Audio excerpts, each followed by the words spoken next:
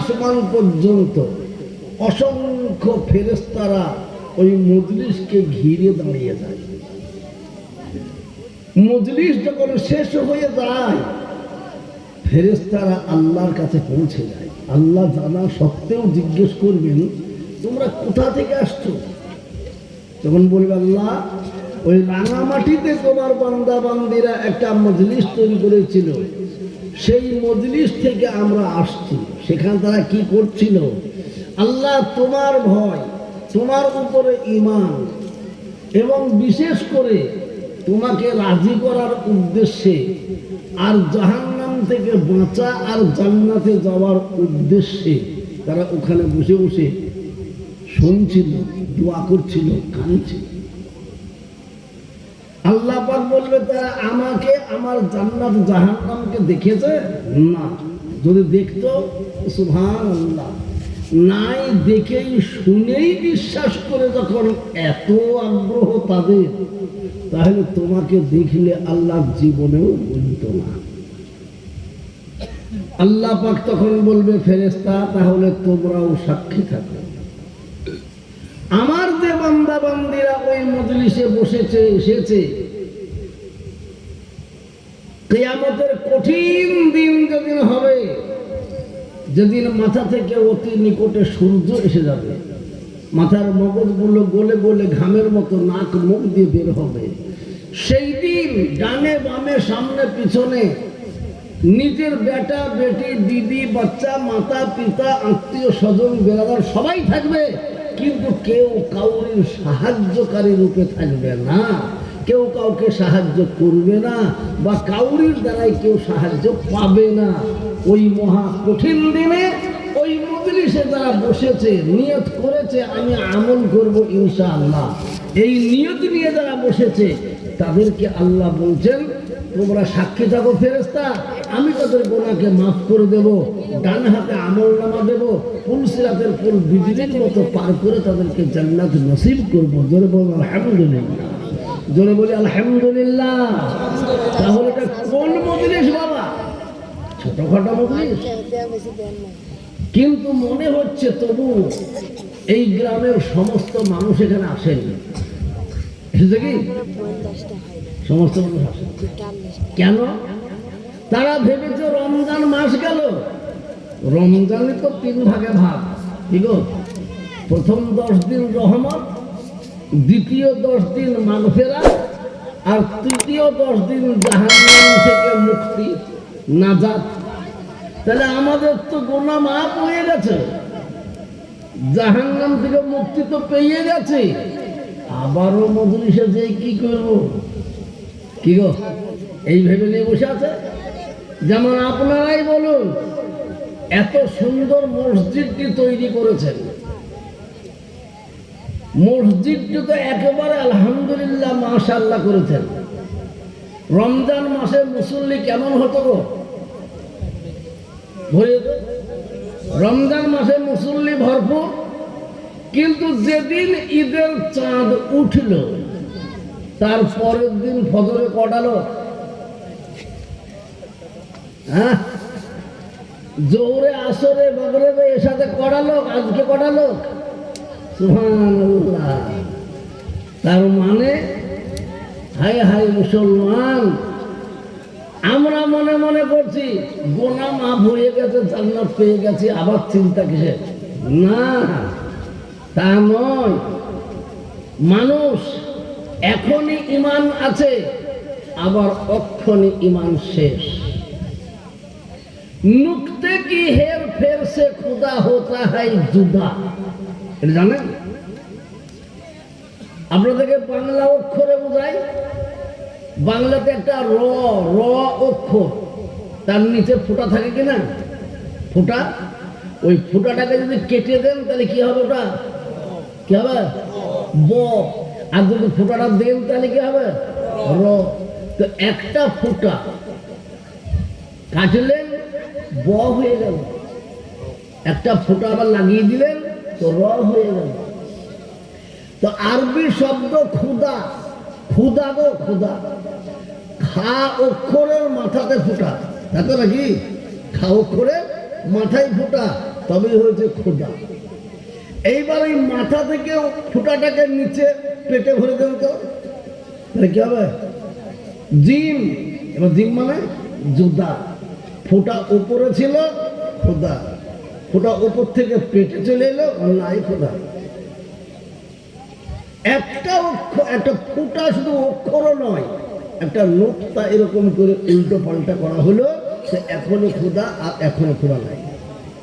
তাহলে বেঈমান হয়ে গেলাম নাকি সেকেন্ডের ভেতরে? ভাই মুসলমান, সেই জন্য আমার অনুরোধ, জালসা দিয়েছেন এখানকার যুবক ছেলেরা, সেটা আছে সবাই তো নাকি? যারা জালসা দিয়েছে তারা আছে তো, যাদের উদ্যোগে হচ্ছে আছে? কই যারা যারা উদ্যোগ নিয়ে এই জালসা দিয়েছে এবং আমাকে ফোন করে দাওয়াত করেছে, তারা কোথায়? হাত তোলো, সবাই হাত তোলো। এই মজলিসে যারা রাস্তায় হাত তোলাবে।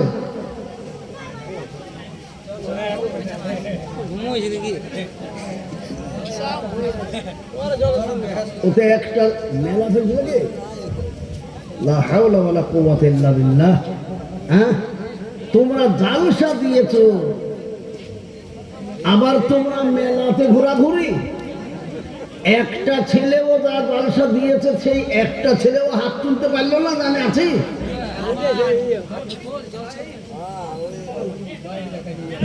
তুমি একলাই জালসা দিচ্ছ না, সবাই তো কোথায়? তারা কোথায়? সুবহানাল্লাহ, খুব ভালো করে বুঝি ভাবছি। হ্যাঁ, জালসা দেব, এই মজলিসটা জান্নাতি মজলিস, আর যেখানে মেলা হচ্ছে ওটা জাহান্নামী মজলিস। তো বলুন মুসলমান, আমরা জান্নাত চাই না জাহান্নাম? জোরে বলুন, আরো জোরে। জান্নাত। তাহলে জান্নাত দরকার, কিন্তু আছে কোথায়? জাহান্নাম। লা হাওলা ওয়ালা কুওয়াতা ইল্লা বিল্লাহ। আল্লাহ আমাদেরকে হেফাজত করুন। সুবহানাল্লাহ। আমি অনুরোধ করবো বাবা, তোমাকে বলছি, তোমার সাথী সঙ্গী যারা জালসা দিয়েছে তাদেরকে কিছুক্ষণের জন্য হলেও আমার মজলিসে এখানে হাজির করো। ডেকে এসো, যাও ডেকে এসো, কোনো সময় দরকার আছে বাবা। কেন আমাদেরকেও তো আল্লাহকে কৈফিয়ত দিতে হবে, হবে কি হবে না? আল্লাহ আমাদেরও কলার থেকে ধরবে। তোদেরকে ডেকেছে, তোরা গিয়েছিস, খুব বলে চলে এসেছিস, বাদ বাকি কি করেছিস? তো সেই জন্য আমি, তোমরা জালসা দিয়েছো বাপ, সেই যুবক ছেলেগুলো এক জায়গায় হও, তোমাদেরকে আমি কিছু কথা বলবো, বলে ছেড়ে দেবো, তোমাকে যেখানে সেখানে যাও। সুবহানাল্লাহ। কি বলেন? আল্লাহ আমাদেরকে কবুল করুক, জোরে বলে আল্লাহুম্মা আমিন। সুবহানাল্লাহ। একেই সারা দুনিয়ার অবস্থা দেখছেন। জনাব হযরত মাওলানা আব্দুল কাদের সাহেব রাহিমাহুল্লাহ, উনি কত দামি মূল্যবান কথা বলে গেলেন, কত মূল্যবান কথা বলে গেলেন। সেই কথা নিয়েই আমি আবার আপনাদের কাছে শুরু করেছি। বিশ্ব আজকে একদিকে হয়ে গেছে, বিশ্ব বেঈমান একদিকে হয়ে গেছে। শুধু ইমানদারদের ইমানকে লুণ্ঠন করে এদেরকে শেষ করার তাল। সুবহানাল্লাহ। এদেরকে শেষ করার তাল। আপনি যেদিকে যাবেন সেই দিকে দেখতে পাবেন মুসলমানদের ইমান নিয়ে ছিনিমিনি খেলা হচ্ছে। ভাবছি আমরা সেটা বুঝতে পারছি না, অথচ পরিষ্কারভাবে বলে দেওয়া হয়েছে, আল্লাহু আকবার। আল্লাহ পাক হাসরের ময়দানে যেদিন আমাদেরকে উঠাবেন, ওই ময়দানের কথা চিন্তা ভাবনা করতে বলেছেন আল্লাহ পাক। কোরআন মাজিদে জানিয়ে দিয়েছেন 28 পারা সূরা হাসর, ইয়া আইয়ুহাল্লাযীনা আমানুত্তাকুল্লাহ ওয়াল তানজুর নাফসুম মা কদ্দামাত লিগাদ। ওই ইমানওয়ালা যারা নিজকে বলে আমরা মুমিন মুসলমান ইমানদারের ঘরের ছেলে আমরা, তারা কান খুলে শুনে নাও, ভয় করো তোমরা আল্লাহকে, ভয় করো আল্লাহকে। আর বিশেষ করে খেয়াল করো তোমার কালকে কি হাল হবে। কাল মানে কোন কাল রে বাবা? কাল মানে ওই দিন বলা হয়েছে যেদিন যেদিন আকাশ বাতাস কিছু থাকবে না, বাপ বাড়িঘর কিছু থাকবে না, সব ধ্বংস বরবাদ হয়ে কিয়ামত শুরু হয়ে যাবে। আবার যখন দ্বিতীয়বারে বাঁশিতে ফুঁক দেবে, তখন সমস্ত মানুষ আবার জীবিত হয়ে আল্লাহর সামনে খাড়া হবে। সেদিন দুটো ময়দান হবে, দুটো ময়দান। একটা ময়দানে থাকবে প্যান্ডেলওয়ালা, আর একটা ময়দান বিনা প্যান্ডেল। ওই বিনা প্যান্ডেলের যে ময়দানটা হবে রে বাবা, মাথা থেকে অতি নিকটে সূর্য এসে যাবে, মাথার মগজগুলো গলে গলে ঘামের মতো নাক মুখ দিয়ে বের হয়ে যাবে। বলুন আজকে সূর্য কত উঁচুতে, কত উঁচুতে, কিন্তু যখন বেলা 11টা বেজে যাচ্ছে তখন একতলা ঘরের ভেতরে ফ্যান চালান তো মনে হচ্ছে যেন ছাদ থেকে আগুন নামছে। ঠিক বলা হয় না, মনে হয় না? এত গরম, এত গরম। তো সূর্য আছে কোথায়? বহুত উপরে। আর সেদিন হবে অতি নিকটে। আজকে একটা মুখ, সূর্য সেদিন 12টা মুখ ফুল খুলে দেবে। বলো হাল কি হবে বাবা? বলা হয়েছে নিজের শরীরের ঘামে কাউরির হাঁটু পর্যন্ত ডুবে যাবে, কাউরির কোমর পর্যন্ত ডুবে যাবে, কাউরির গলা পর্যন্ত ডুবে যাবে। কেউ হাবুডুবু খেলবে, সাঁতার কুল কিনারা পাবে না বাবা। আল্লাহ পাকের কাছে কেঁদে কেঁদে আমরা বলবো, আল্লাহ আল্লাহ আল্লাহ তুমি আমাদেরকে বাঁচাও, আল্লাহ তুমি আমাদেরকে বাঁচাও। সঙ্গে সঙ্গে আল্লাহ পর্দা খুলে দেবেন। পর্দা যেমন খুলে দেবে তখন দেখতে পাবে ওই ছায়াওয়ালা প্যান্ডেলে একগাদা মানুষ বসে আছে, আরাম করছে। তারা এইরকম মুতির চেয়ারে আলহামদুলিল্লাহ কত আনন্দে আছে। এরা তাকিয়ে দেখে অবাক হয়ে যাবে এবং চিনতে পারবে। কেন? এই রাঙামাটিরই বহুত মানুষ সেখানে বসে থাকবে। কি গো, হ্যাঁ? তখন এরা দেখবে, দেখে বলবে আল্লাহ ওরা কেন ওখানে আর আমরা কেন এখানে, আমাদের কেন এই অবস্থা? এই চিন্তা ভাবনা বাবা চলবে বাবা। আল্লাহ পাক তাবারক ওয়া তাআলা বলবে ওদেরকে চিনতে পারছো তো? হ্যাঁ চিনতে তো পারছি, অনেককে চিনতে পারছি। এরা আমাদের গ্রামের লোক ছিল। তো ওরা কি করতো? তো বলে ওরা যখন মসজিদে আজান দিত, হাইয়া আলাস সালাহ, এসো আল্লাহর বান্দা নামাজের জন্য, তখন ওরা সব কাজকে বাদ দিয়ে আগে নামাজের জন্য হাজির হয়ে যেত।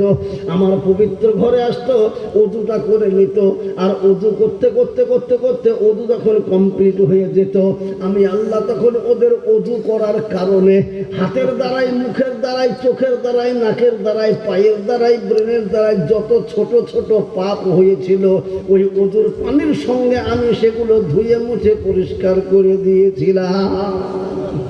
যারা বলুন সুবহানাল্লাহ। তারপরে ও এক পা দু পা করতে করতে ওযুখানা থেকে যখন মসজিদে এসে গেল, এইবার মসজিদে উঠলো ডান পা আগে দিয়ে। কি গো, আল্লাহুম্মা ইফতাহলি আবওয়াবা রাহমাতিকা। কি গো, উঠে কি উঠে না? আল্লাহ এ তোমার রহমতের দরওয়াজাতে আমি এসে গেলাম। আল্লাহু আকবার। এবার আল্লাহ পাক কোরআনে আমাদেরকে জানিয়ে দিচ্ছেন, ভালো করে শুনে নিন। ফাদখুলি ফি ইবাদি ওয়াদখুলি জান্নাতি। বান্দারে, ইবাদতের জন্য কেউ যদি মসজিদে প্রবেশ করেছে, তো সে মসজিদে প্রবেশ করে নাই, সে তার জান্নাতে প্রবেশ করেছে। সুবহানাল্লাহ, সুবহানাল্লাহ, আল্লাহু আকবার। এবার আল্লাহ পাক তাবারক ওয়া তাআলা রাসূল সাল্লাল্লাহু আলাইহি সাল্লাম বলছেন, তোমাকে যখন আল্লাহ মসজিদে ঢুকিয়ে দিয়েছে, জান্নাতে ঢুকে পড়েছো, তো তাহলে এক কাজ করো, তোমরা ওখানে কিছু আপেল, আঙ্গুর, বেদানা, নাশপাতি, কিশমিশ, চিনাবাদাম, কাজু বাদাম, মনক্কা, আখরোটের বাগান তৈরি করে এসো।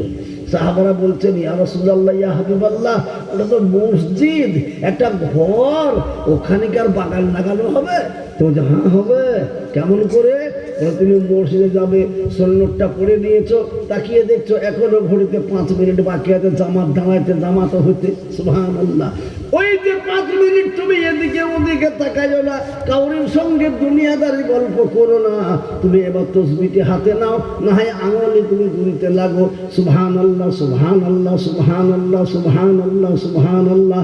কিংবা তুমি বলো আস্তাগফিরুল্লাহ, আস্তাগফিরুল্লাহ আল্লাযী লা ইলাহা ইল্লা হুয়াল হাইয়ুল কাইয়্যুম ওয়া আতুবু ইলাইহি।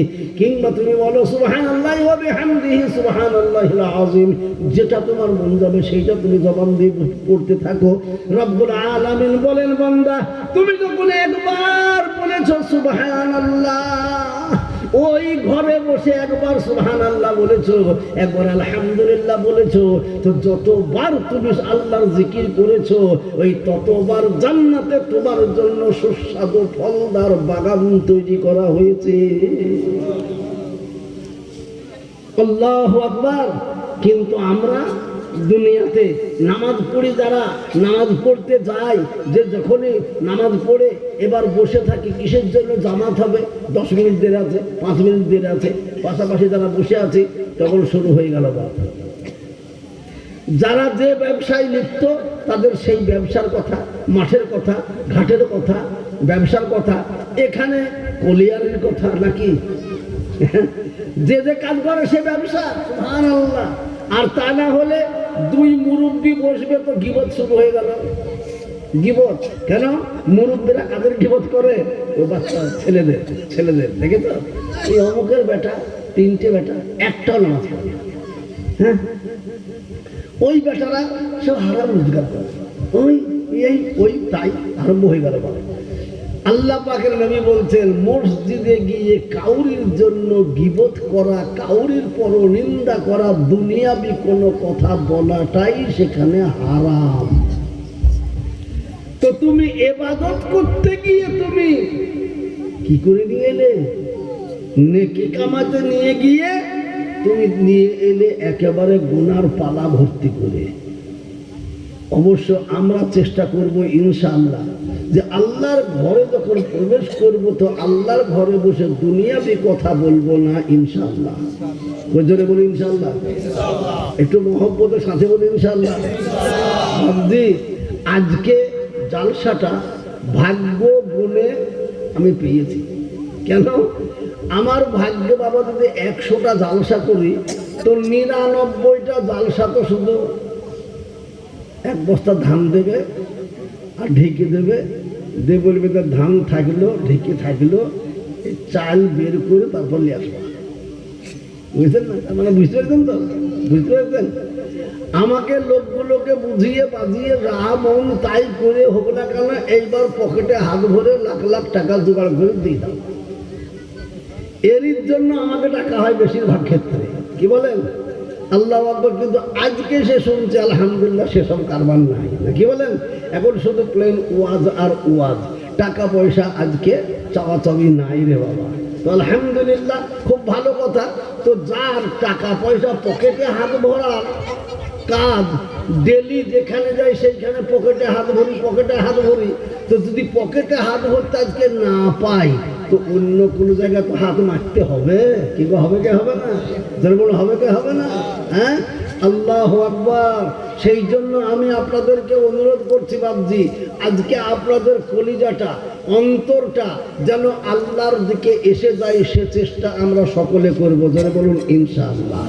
আমরা রাত দিন 24 ঘন্টায় দুনিয়ার ব্যস্ত। দুনিয়া, আমার বেটার কি হবে, আমার বেটির কি হবে, আমার বিবির কি হবে, আমরা কিভাবে সুখে থাকবো, ও 1 তলা বাড়ি করে দেবে কি করে 2 তলা করবো, ও 2 তলা করে দেবে কি করে 3 তলা করবো, রাত দিন পয়সা কামাবো, রাত দিন একেবারে ব্যস্ততায় পড়ে গেছি। একবারও আমি কোনো সময় চিন্তা করলাম না যে আমাকে যখন ঘাড়ে করে নিয়ে গিয়ে 3.5 হাত মাঠের নিচে দিয়ে আসবে, সেখানে আমার সঙ্গে যাদের চিন্তা করলাম তারা কেউ থাকবে? তো কেউ থাকবে না, কেউ থাকবে না, একজনও থাকবে না। সেই জন্যই তো আল্লাহ রাসূল সাল্লাল্লাহু আলাইহি সাল্লাম বলেছেন, সদা সর্বদাই তুমি কবরের চিন্তা করো, মরণকে স্মরণ করো। হযরত উসমান গনি রাদিয়াল্লাহু তাআলা আনহু থেকে রিওয়ায়াত আছে বাবা, কি উসমান গনি রাদিয়াল্লাহু তাআলা আনহু বলছেন, আল্লাহ রাসূল সাল্লাল্লাহু আলাইহি ওয়াসাল্লাম বলেছেন, কেউ যদি মরণকে মাত্র 20 বার করে স্মরণ করে তো তাহলে তার আমল নামাতে 100 শহীদের সওয়াব লিখে দেওয়া হবে। জোরে বলুন সুবহানাল্লাহ, জোরে বলুন সুবহানাল্লাহ। তাহলে 100 শহীদের সওয়াব মরণ মরণকে স্মরণ করলে পারে। জোরে সরে বলুন, মরণকে স্মরণ করার কথা কেন বলেছে? যদি মরণ স্মরণ থাকে বাপ, তাহলে আমার দ্বারাই কোনো পাপ হবে না। তার উদাহরণ আমি আপনাকে দিয়ে একটা দিই, তাহলে বুঝতে পারবো। আপনি এখানে বসে আছেন, আমি এখানে বসে আছি, আর সামনে থেকে হঠাৎ করে একটা বিষধর সাপ, এদিক থেকে একটা বিষধর সাপ, এদিক থেকে একটা সাপ, পিছন থেকে একটা সাপ, একবারে এরকম করে দাঁড়িয়ে আছে, এরকম করে তাকাচ্ছে। জোরে বলুন, তখন আমি সাপটাকে মারতে যাব না আমি কি করব? আমি চিন্তা করবো তখন আমি যদি একটু লড়েছি তো একবার বসে দেবে মানে তোমাকে আমার মারবো না। এখন কেউ তো নাই, তো আমি কি করব এখন? তখন আর তার কোনো চিন্তা থাকবে না, তখন তার একটাই চিন্তা থাকবে, আল্লাহ আমাকে বাঁচাও, আল্লাহ আমাকে বাঁচাও। কি গো, তাই তো নাকি? হ্যাঁ, তখন আল্লাহ আমাকে বাঁচাও কেন? তখন মনের ভেতরে চলে এসেছে আমার আর হায়াত নাই, মরেছি তো মরেছি। বলুন, সেই টাইমে 7-4টে আপনার কাছে এরকম করে আছে, আর একটা সুন্দরী যুবতী যদি আপনার সামনে উলঙ্গ হয়ে এসে দাঁড়িয়ে বলে, এসো তোমার জন্য তো আমি অপেক্ষা করছিলাম, এসো তোমার সঙ্গে একটু আদর করি, তো বলুন সে ওই সুন্দরীর কাছে যাবে না বলবে জানমাইবো? যারা বলুন, যাবে না, তখন তার দিকে তাকাবে না পর্যন্ত। কেন? এখন যাওয়া তো দূরের কথা, আমার তো এখান থেকে এরকম তাকানোরও উপায় নাই, কেন ঘাড় ঘুরিয়েছে তো বসে যায়। কে বলেন? আল্লাহু আকবার। তো একেই বলে মরণকে ভয় করা, মরণকে স্মরণ করা। একজন বিশ্ববিখ্যাত বাদশাহ, বয়স হয়ে গেছে, সেই বাদশাহ একজন বুজুর্গ আল্লাহর অলিকে ডেকেছেন, ডেকে বলছে, হুজুর আমি বাদশাহী করতে করতে করতে করতে বয়স আমার 60-70 হয়ে গেছে, 70 পার হয়ে গেছে। এখন আমি মনে মনে করছি আমার তো বয়স হয়ে গেছে, এবার বোধহয় মারাই যাবো। তো হুজুর আমাকে একটু রাস্তা দেখান, আমি যেন আল্লাহর রাস্তায় চলতে পারি, আমাকে একটু রাস্তা দেখান। তো বুজুর্গ আল্লাহর অলি বলছেন যে, বাবা আপনি বাদশাহ, আপনাকে আমি কিছু বললে পরে আপনি আবার মানবেন তো? যদি না মানেন তো তাহলে তো বাবা রাস্তা দেখাতে পারবো না। না না, মানবো বলেই তো আপনার শরণাপন্ন হয়েছে হুজুর, আপনি একটু আমাকে রাস্তা দেখান হুজুর, রাস্তা দেখান। তো বলছো ঠিক আছে, তোমাকে একটা আমল আমি দিয়ে যাই, অন্য কোনো দেবো না, তুমি মাত্র 20 বার করে 24 ঘন্টায় 20 বার করে মরণকে স্মরণ করো, 40 দিন এইটা করো। তারপরে আমি 40 দিন পরে এসে তোমার হাতে হাত দিয়ে বায়াত করব, মুরিদ করব, রাস্তা দেখাবো। তাই নাকি? তো বলে হ্যাঁ। তাহলে আমার কিছু জীবনে পরিবর্তন হবে তো হুজুর? তো বলে ইনশাআল্লাহ, তুমি যদি স্মরণ করতে পারো তো হবে ইনশাআল্লাহ। এই বলে দিয়ে উনি চলে গেলেন পীর সাহেব। আর ইনি তাড়াতাড়ি করে বাজার থেকে নতুন জামা, নতুন কাপড়, নতুন জায়নামাজ, নতুন তসবিহ রুমাল টুপি সব নিয়ে এসেছে। এসে এইবার বাস শুরু করে দিয়েছে। কি নামাজ পড়ে আর বসে বসে সেই তসবিহ নিয়ে মরণ মরণ মরণ মরণ মরণ মরণ 20 বার করে করেছে। 20 বার করে গুনতে বলেছে, 20 বার করেছে। এবার 20 বার করতে করতে করতে করতে করতে করতে 10 দিন হয়ে গেল। বাপ কিছুই বুঝতে পারছে না, তখন চিন্তা করছে মনে মনে, 20 বার করে করছে, তা মৌলভী সাহেবের কাছে শুনেছি 40-এ নাকি খুব বরকত আছে। তো দাঁড়া, এবার বাকি 10 দিন আমি 40 বার করে বলবো। এইবার বাকি 10 দিন নামাজ পড়ে, আর তারপরে তখন মরণ মরণ মরণ মরণ 40 বার করে গুনল। 10 দিন, তাহলে কতদিন তো পার হয়ে গেল? 20 দিন হয়ে গেল। 20 দিন হয়ে গেল, কিছুই বুঝতে পারছে না। তখন চিন্তা করছে, একটা তসবিতে তো 100টা দানা থাকে, দাঁড়া 100 বার করে দেখি। এই 100 বার করে 20 দিন গুনবো, 40 পূর্ণ হবে। যদি আমার জীবনের পরিবর্তন না হয়, সেই পীর আসুক, তখন তার মজা দেখাবো। বুঝলেন না? এ মনে মনে ভাবছে। এইবার বাকি 20 দিন 100 বার করে গুনল। এইবার ঠিক 41 দিনের দিন পীর সাহেব এসে হাজির। আসসালামু আলাইকুম। একবারে গরম নজরে বলছে, ওয়ালাইকুম আসসালাম, বসো। কি খবর? তো বলছে, তুমি ভণ্ড না আসলে পীর? বলে কেন? তুমি কি আমল আমাকে দিয়ে গেছো? আমার তো কোনো জিনিসেরই পরিবর্তন হলো না। ও তার মানে আমল করেছেন তো? করিনি। আপনি বলেছেন 20 বার করে, তো 10 দিন আমি 20 বার করে করেছি। তাতেও যখন বুঝতে পারলাম না, বাকি 10 দিন 40 বার করে করেছি, তাতেও যখন বুঝতে পারলাম না, বাকি 20 দিন আমি 100 বার করে করেছি। তাই নাকি? বলে হ্যাঁ।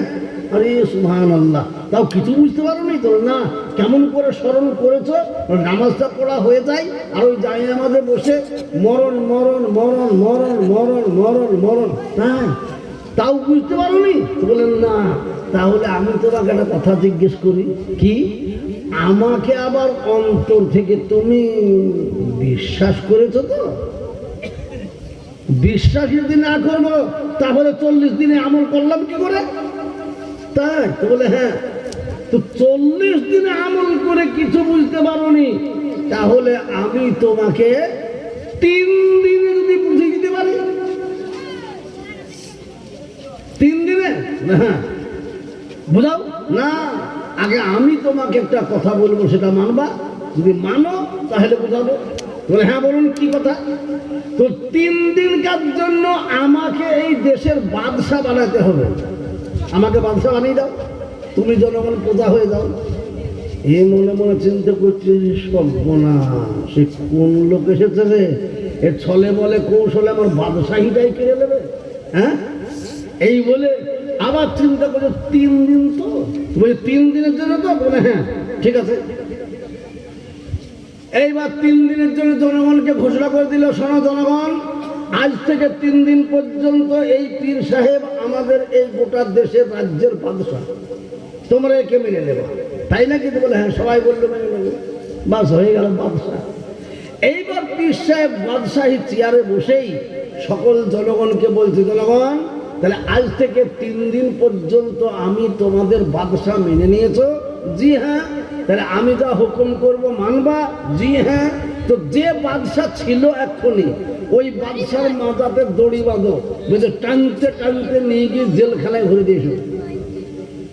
বাস বেকায়দা হালবা, অমনি মাথায় দড়ি বেঁধে টানতে টানতে নিয়ে গিয়ে জেলখানাতে দিয়ে এলো। জেলখানায় দিয়ে চলে এলো। এবার জেলখানাতে দিয়ে চলে এসে বলে, দিয়েছো তো? জি হ্যাঁ। আবার দাও, যে বলো আগামী পরশুদিন বেলা 3টের সময় ফাঁসি হবে। সর্বনাশ। এবার গেল যে বলতে, হুজুর আপনি খাল কেটে কুমির এনেছেন, কি খবর? তো বলছে পরশুদিন বেলা 3টের সময় ফাঁসি হবে। হ্যাঁ তাই? বলে হ্যাঁ। কিছু করার নাই হুজুর, বাদশা তার অর্ডার মানতে হবে। ঠিক আছে, চলে এলো। শুনিয়েছ? জি হ্যাঁ। আচ্ছা, এতদিন থেকে যখন তোমাদের বাদশা ছিলেন, সকলের সঙ্গে মহব্বত আছে, তো ফাঁসি যখন হয়েই যাবে আর যখন চলেই যাবে দুনিয়া থেকে, তাহলে তোমাদের যার যা মনে ইচ্ছা আছে সেই খাবার দাবার গুলো বাদশাকে দিয়ে খেতে দাও।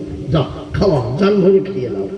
আর যেমন বলা বাবা, এইবার কেউ আপেল, আঙ্গুর, বেদানা, নাশপাতি, কিশমিশ, চিনাবাদাম, কাজু বাদাম, মুনক্কা, আখরোট, রসগোল্লা, রাজভোগ, মোহনভোগ, সীতাভোগ, চমচম, যেটা পেয়েছে মা সব নিয়ে যেতে বলছে। হুজুর আর তো বাঁচবেনি না, তো জীবনের মতন একটু খাওয়ানো হবে। তো বলছে রাখো, খুব খেয়েছে জীবনে, সব রেখে দাও।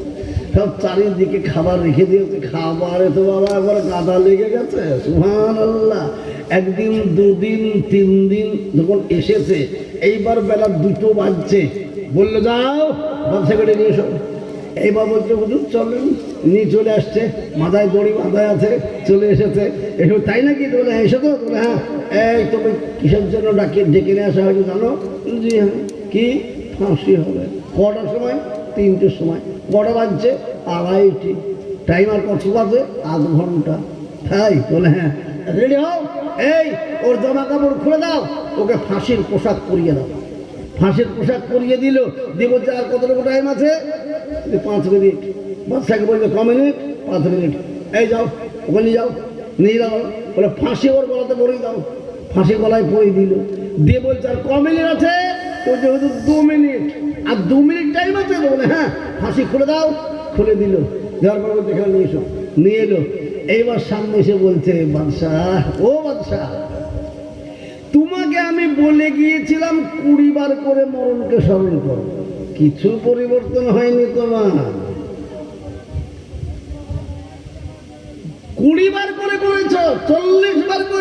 100 বার করেছ, তবুও কিছু বুঝতে পারো না 40 দিনে, তাই তো? বলে হ্যাঁ।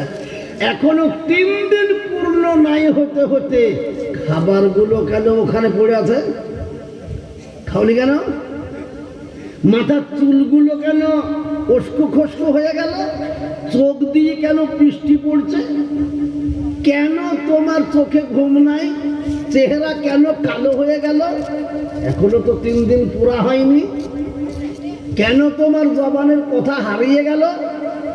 কেন তোমার সর্বস্ব শেষ হয়ে গেল? বলে হুজুর হবে না, আর 2 মিনিট পর বেকায়দা, তাই? বলে হ্যাঁ। তখনই বাদশাহ বলছে, ওই পীর সাহেব বলছে, এই বাদশাহ, ওই জেলখানাতে বসে বসে যেভাবে মরণকে স্মরণ করেছো, আমি তোমাকে বলে গিয়েছিলাম ওইভাবে মরণকে স্মরণ করো, কিন্তু তুমি তা তো করোনি। তুমি করেছো তোতা পাখির মতো একেবারে মরণ মরণ মরণ মরণ মরণ মরণ মরণ মরণ সাপের বিষ জড়েছ, তো ওতে তো কিচ্ছু হবে না, কিচ্ছু হবে না। তোমাকে আমি বলেছিলাম যেমন জেলখানাতে বসে মরণকে স্মরণ করেছো, তুমি ওই রকম মরণকে স্মরণ করো, তবেই তোমার কাজ হবে, নচেত না। ফ্যানটাকে সরিয়ে দাও অন্যদিকে। ভাইরা আমার, বাবারা আমার, আজ আমাদের অবস্থা তাই। অবস্থা এবার যখন বিশেষ করে ভাইরা, বাবারা, মায়েরা বলে থাক থাক থাক থাক, ভেতর দিকে চলে যাক। আল্লাহু আকবার। আল্লাহ আমাদেরকে আপনাদেরকে সকলকে সহি বুঝদান করুন, করে বলে আল্লাহুম্মা আমিন। ভাইরা আমার, তাই আজ মুসলমান আমাদের এত অবহেলা, যখন আমাদের কেউ মারা যায় তখনই মনে মনে হয় আল্লাহ আমাকেও হয়তো মরতে হবে, কি গো মনে মনে হয়। কিন্তু যখন তাকে মাটির নিচে রেখে দিয়ে চলে এলাম, আর আমাদের মনে নাই মরণ হবে কিনা। সুবহানাল্লাহ, যুগ যুগ জিও, আমাদের অবস্থা তাই। আজ মুসলমান আল্লাহ পাক তাবারক ওয়া তাআলা এই জন্যই আমাদেরকে বলে দিয়েছেন। আজ খুব ভালো করে লক্ষ্য করে দেখি, প্রকাশ্যে আপনাদেরকে বলছি ভাই দোস্ত, আজকে মুর্শিদাবাদ থেকে আস্তে আস্তে আমি একেবারে বর্ধমানের উপর দিয়ে এই করতে করতে আপনাদের বীরভূমের উপর দিয়ে এখানে পৌঁছালাম। সুবহানাল্লাহ। কিন্তু রাস্তাতে একটা জিনিস দেখলাম বাবা, অল্প সংখ্যাতেও যদি আছে কিছু লোক, তো তাদের এক, সব এক, সব এক, মানে বুঝতে পারছেন তো ইশারাতে, সব এক। কিন্তু মুসলমানদেরকে আল্লাহ বারবার কোরআনে বললেন, ওয়াতাসিমু বিহাবলিল্লাহি জামিআন ওয়া লা তাফাররাকু। ও মুসলমান, ইসলামের রশিকে মজবুত করে বুকের সঙ্গে আগলিয়ে ধরো, একসাথে একত্রিত অবস্থায়। খবরদার তোমরা আলাদা হয়ে যেও না। আলাদা হয়েছ তো তোমরা মরেছ, তোমাদের বিপদ তোমরাই ডেকে নিয়ে আসবে যদি আলাদা হয়ে গেছো। ভাই দোস্ত আমার, বুজুর্গ, এক্ষুনি মৌলানা আব্দুল কাদের সাহেব বলে গেলেন, বড় দামি দামি কথা বাবাজি, জোরে সোরে বলুন। আল্লাহর নবী সাল্লাল্লাহু আলাইহি সাল্লাম তো একাই ছিলেন কালেমাওয়ালা, একাই ছিলেন ঈমানওয়ালা। সারা আরবের মানুষ, তার নিজের গোষ্ঠী বেরাদার পর্যন্ত তার বিপক্ষে ছিল। জোরে বলুন, আল্লাহ রশিকে নবীজি মজবুত করে বুকের সঙ্গে আঁকড়িয়ে ধরেছিলেন, আর হাজার দুশমন তার পেছনে লেগে গিয়েছিল বাবা। তো জোরে জোরে বলুন, আল্লাহর নবীর দুশমনি করে তাকে বন্ধ করতে পেরেছে? জোরে বলুন, বন্ধ করতে পেরেছে? পারেনি। সুবহানাল্লাহ, সুবহানাল্লাহ। আজকে আমার একটা ছেলে সৌদি আরবে থাকে, সে মৌলানা, সে আজকে আমাকে ফোন করে বলছে সকালে, আব্বা আমি একটু উমরা হজ করতে এসেছি, এসে তায়েফে পৌঁছালাম। তায়েফে পৌঁছেছিস? তো বলে হ্যাঁ। তো যা, আল্লাহ রসুল যেখানে পড়েছিলেন পাথর খেয়ে রক্তাক্ত হয়ে বেহুশ হয়ে গিয়েছিলেন, সেই জায়গাগুলো ঘুরে ফিরে দেখ, আর সেখানে যে দোয়া টোয়া করতে পারাই। সুবহানাল্লাহ। এ দেখেন, সে আল্লাহ রসুল সাল্লাল্লাহু আলাইহি সাল্লাম কিভাবে মার খেয়েছিলেন, কত রক্ত ঝরিয়ে দিয়েছিল, একেবারে শেষ করার পরিকল্পনা করে দিয়েছিল।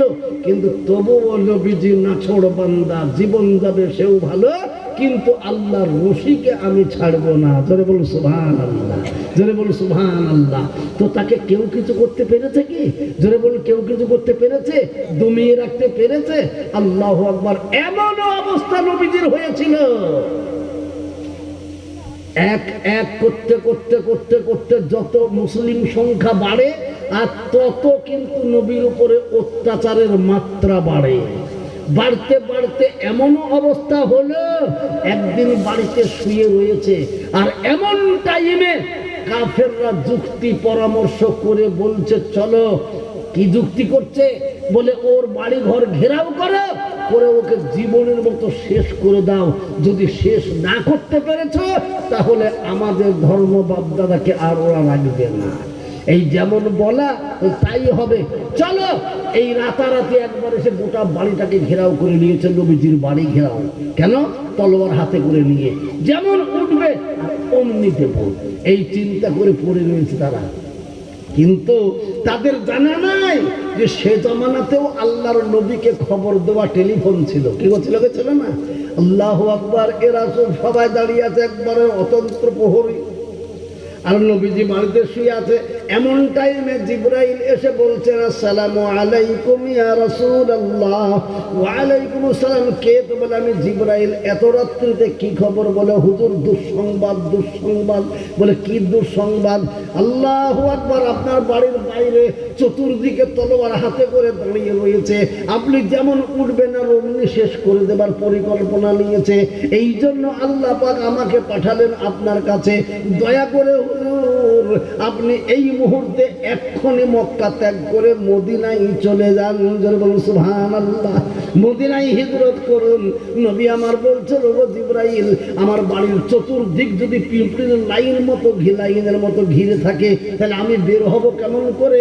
আল্লাহ রাসূল সাল্লাল্লাহু আলাইহি সাল্লামকে জিবরাইল বলছেন হুজুর আল্লাহ আপনার সাথে আছে, আল্লাহর উপরে ভরসা করে আপনি বের হবেন, কেউ আপনার কিছু করতে পারবে না।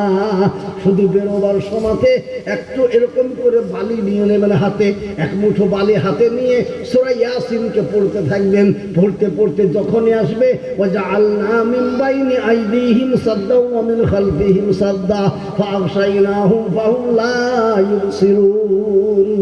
বালিগুলো আপনার কাজ হবে ছিটিয়ে ফেলে দেওয়া, আর আল্লাহর কাজ হবে ওই বালিগুলোকে সমস্ত কাফেরের চোখের মধ্যে দিয়ে দেওয়া। এইবার কাফেরদের চোখে যখন বালি যাবে সবাই এরকম করে হাত দেবে, আর ওই টাইমে আপনি বেরিয়ে যাবেন, আপনার সন্ধান বিন্দু মাত্র কেউ পাবে না। যারা বলুন সুবহানাল্লাহ, যারা বলুন সুবহানাল্লাহ। দেখেন কিন্তু নবীজির চিন্তা হয়ে গেল। ঘরে আছে হযরত আলী রাদিয়াল্লাহ। হযরত আলী রাদিয়াল্লাহু তাআলা আনহু বলছেন আলী, আল্লাহ পাক তাবারক ওয়া তাআলা আমাকে বলেছেন এই মুহূর্তে আমাকে মদিনায় হিজরত করতে হবে, কিন্তু আমার বিছানা যেন খালি না থাকে। আমাকে মারার জন্য চতুর্দিকে লোক দাঁড়িয়ে তলোয়ার হাতে করে, আমি চলে যাব আর তোমাকে আমার বিছানায় থাকতে হবে। হযরত আলী কি বলেছিলেন? আজ যদি কোনো ছেলে, আজ যদি দুটো ছেলেকে বলে বাপ বেটা আমাকে গ্রামের লোক মারার জন্য আমাকে ঘিরেছে বাড়িতে, আমি চুপ করে এই গলি দিয়ে পালিয়ে যাই, তুই বাড়িতে থাক, কোন বেটা থাকবে? হাত তোলো। থাকবে? বলে বাবজি আপনি বুড়ো হয়ে গেছেন, আপনার বাঁচার এত তাল, আর আমি তো কেবল জমানো হচ্ছে, আর আমাকেই মেরে ফেলবেন? কি গো বলবে কি না? কিন্তু হযরত আলীকে বলতে আলী আমি চলে যাব, তোমাকে বিছানায় শুয়ে থাকতে হবে। কি বলছো? হযরত আলী রাদিয়াল্লাহু তাআলা আনহু বলছেন ইয়া রাসূলুল্লাহ ইয়া হাবিবাল্লাহ, মা বাবা আপনার পদতলে কুরবানি হোক নবী গো, আপনি যা বললেন আমি তাই করব ইনশাআল্লাহ। নবী পাকের সামনেই নবী পাকের বিছানাতে শুয়ে পড়ে চাদর দিয়ে মুখ ঢেকে নিচ্ছেন। আল্লাহ রাসূল সাল্লাল্লাহু আলাইহি সাল্লাম বলছেন আলী রে তুমি শুয়েছো, শোও। চাদর দিয়ে মুখ ঢাকছো কেন? যখন ওরা যখন আসবে ভেতরে তখন দেখবেন মানুষ শুয়ে আছে, এবার মুখ ঢাকা থেকে চিনতে পারবে না, আমাকে মনে করে তোমাকেই যে শেষ করে দেবে। হযরত আলী রাদিয়াল্লাহু তাআলা বলতেন কসম খোদার ইয়া রাসূলুল্লাহ এটাই তো আমার মনের বাসনা। বলুন সুবহানাল্লাহ। কেন? আল্লাহ পাকের কাছে হাসরের ময়দানে যখন আমি এক জায়গায় জমা হব, লক্ষ কোটি মানবের মাঝখানে আল্লাহ আমাকে জিজ্ঞাসা করবে আলী রে তুই দুনিয়া থেকে কিভাবে এসেছিস বল। আমি সেদিন সকলের সামনে মাথা উঁচু করে আল্লাহকে বলবো মওলা যেদিন তোমার হাবিবকে মারার চক্রান্ত নিয়ে কাফেররা বাড়ি ঘর ঘিরেছিল, সেই দিন তোমার হুকুম হয়েছিল নবীর প্রতি, নবী তুমি মক্কা ছেড়ে মদিনায় হিজরত করো, আর যাওয়ার সময় নবী আমাকে হুকুম করেছেন আলী রে আমি চলে যাব আল্লাহর হুকুমে, আর আমার হুকুম দিচ্ছি তুমি আমার বিছানাতে শুয়ে পড়ো। তাই আমার জীবন দিয়ে নবীকে পার করে দিয়ে, আমার জীবন দিয়ে বেরিয়ে চলে এসেছিলাম। যারা বলুন সুবহানাল্লাহ, যারা বলুন সুবহানাল্লাহ। এ কত বড় নিয়ত চিন্তা করতে পেরেছেন? হ্যাঁ, কত বড় নিয়ত। আমার জীবন চলে যাক সেও ভালো, কিন্তু নবীজির গায়ে যেন আঘাত না লাগে। যারা বলুন সুবহানাল্লাহ। মহব্বত কাকে বলে বাবজি? ঈমান কাকে বলে? ঈমান তো একেই বলে, সুবহানাল্লাহ। এবার আল্লাহ রাসূল সাল্লাল্লাহু আলাইহি ওয়াসাল্লাম বেরিয়ে চলে গেলেন। আল্লাহু আকবার। বেরিয়ে গেলেন বটে, কিন্তু মদিনাওয়ালারা যেমন খবর পেয়ে গেছেন, একবারে বুকের সঙ্গে জড়িয়ে ধরে নিয়েছেন, বলছেন আলহামদুলিল্লাহ ইয়া রাসূলুল্লাহ, ইয়া হাবিবাল্লাহ। মক্কাতে আপনি উদয় হয়েছিলেন, আমরা ভাবছিলাম কখন আমাদের কাছে আসবেন, আমাদের কাছে আসবেন তো আমরা আপনাকে অন্তরের ভেতরে ভরে ফেলবো। বলুন সুবহানাল্লাহ। এই জন্য তো মদিনাওয়ালাদেরকে আনসার বলা হয়। আনসার মানে সাহায্যকারী। নবীকে সাহায্য করেছিলেন তারা, বাবা জান প্রাণ মন দিয়ে সাহায্য করেছিলেন। দেখা গেল আল্লাহ পাক তাবারক ওয়া তাআলার প্যারা হাবিব মা ছেড়েছেন, বাপ ছেড়েছেন, জন্মভূমি ছেড়েছেন, বাড়ি গাড়ি সব ছেড়ে দিয়েছেন, কিন্তু আল্লাহকে ছাড়েননি রে বাবা।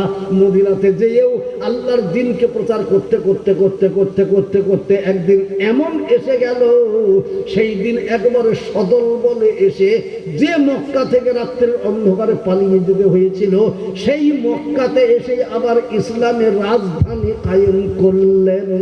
সুবহানাল্লাহ, সুবহানাল্লাহ। এই জন্যই তো আল্লাহ বলেছেন, আমি আয়াতটি পড়েছিলাম আপনাদের সামনে, কি ওয়ালা তাহিনু ওয়ালা তাহজানু ওয়ালা তাহিনু ওয়ালা তাহজানু ওয়া আনতুমুল আ'লাউনা ইন কুনতুম মুমিনিন। কোনো ভয় নাই, কোনো ডর নাই, কোনো পেরেশানি নাই, তোমাদের কোনো দুশ্চিন্তার কারণ নাই। বান্দারে শুধু একটাই কাজ, সেটা কি? শুধু শর্ত হচ্ছে একটা, তোমাকে হতে হবে পাক্কা সাচ্চা মুমিন, পাক্কা সাচ্চা দিনদার হতে হবে। যদি পাক্কা সাচ্চা মুমিন হয়ে যাও, তাহলে সারা পৃথিবীতে আর তোমার কোনো চিন্তা থাকবে না, কেউ তোমার দুশমনি করতে পারবে না। আল্লামা ইকবাল বলছেন, লাখ দুশ্মন চাহে তো क्या होता है, जो होता है मंजूर खुदा होता है। বলুন সুবহানাল্লাহ। লাখ দুশ্মন আমার দুশ্মনী করার ইচ্ছা করলে পারে কিচ্ছু করতে পারবে না, যদি আল্লাহ আমার সহায় থাকে। জোরে বলুন সুবহানাল্লাহ। হ্যাঁ, দুশ্মন চেমি কুনাদগার মেহেরবান সাদোস। ফার্সিতে আল্লামা শেখ সাদি রহমতুল্লাহ বলছেন, দুশ্মন চেমি কুনাদগার মেহেরবান সাদোস। দুশ্মনেরই সাধ্য কি বা শত্রুতা করিতে, দুশ্মনেরই সাধ্য কি বা শত্রুতা করিতে, কৃপা যদি করে দোস্ত তোমার উপরেতে। আল্লাহ যদি তোমার উপর দয়া করে, আল্লাহ যদি তোমার উপর রাজি হয়ে যায়, বিশ্ব তোমার উপর নারাজ হয়েও তোমার কেউ কিছু করতে পারবে না। তাই আজ আমার বলার উদ্দেশ্য, আজ আমাদের কাছে যেরকম ভাবে বাতাস আসছে, বা মনে হচ্ছে যে ফেতনা ফসাদ একবারে উড়িয়ে দেবে, শেষ করে দেবে, ভয় নাই, ভয় নাই। আমরা আল্লাহ রশিকে মজবুত করে ধরে থাকবো, আল্লাহ আমাদেরকে অবশ্যই বাঁচাবেন। জোরে সরে বলুন, আমাকে এখানে বসিয়ে রেখেছেন কে? জোরে বলুন, কে বসিয়ে রেখেছেন? এখনো পর্যন্ত আমার জীবন দিয়ে বাঁচিয়ে রেখেছেন কে? জোরে সরে বলুন, আমাদেরকে প্রতিদিন আহার যোগান কে? আল্লাহু আকবার। আমার বিবি বাল বাচ্চা দিয়েছেন কে? আল্লাহ। আমার ব্রেন বুদ্ধি দিয়েছেন কে? আল্লাহ।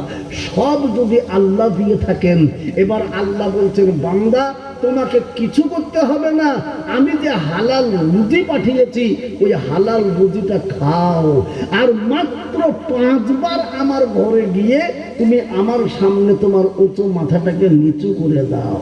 আমরা এত বড় হতভাগা বাপ, সব দিলেন যিনি, আমি এত বড় হতভাগা, পয়সা লাগছে না, টাকা লাগছে না, শুধু 5 বার তার ঘরে গিয়ে মাথাটা নিচু করবো, তো সেটা আর হলো না। বড় দুঃখের কথা, আফসোসের কথা। অতএব আল্লাহর নবী সাল্লাল্লাহু আলাইহি সাল্লাম কি করেছিলেন না, যার জন্য আল্লাহ পাক বলে দিয়েছিলেন, হে দোস্ত, তোমার পিছনে সামনে আগে কোনো গুনাহ নাই, তোমাকে নিষ্পাপ বান্দা করে পাঠালাম। জোরে বলুন সুবহানাল্লাহ। তো তার কোনো পাপ ছিল না। তিনি কি করতেন বাবজি? তিনি কি করতেন? আহা, সারা রাত্রি দাঁড়িয়ে দাঁড়িয়ে নামাজ পড়তে পড়তে পাগুলোকে ফুলিয়ে ফেলতেন। মা আয়েশা সিদ্দিকা রাদিয়াল্লাহু তাআলা আনহা বলছেন, একই ঘরে শুয়ে থাকতাম, হঠাৎ ঘুম তাকিয়ে দেখতাম নবীজি নাই, নবীজি পাশে নাই। আমার হঠাৎ চিন্তা হতো কোনো দুশ্মনে কিছু করলো নাকি। এরকম করে ঘাড় ঘুরিয়ে তাকিয়ে দেখছি যাই নামাজে দাঁড়িয়ে রয়েছে রে বাবা। দাঁড়িয়ে দাঁড়িয়ে কোরআন তেলাওয়াত চলছে, কান্না চলছে, চোখের দুই পাশ দিয়ে পানি গড় গড় গড় গড় গড় গড় করে ঝরছে। এমন ভাবে লম্বা দাঁড়ানো দাঁড়িয়েছেন, পা দুটো ফুলে একেবারে মোটা হয়ে গেছে। সুবহানাল্লাহ।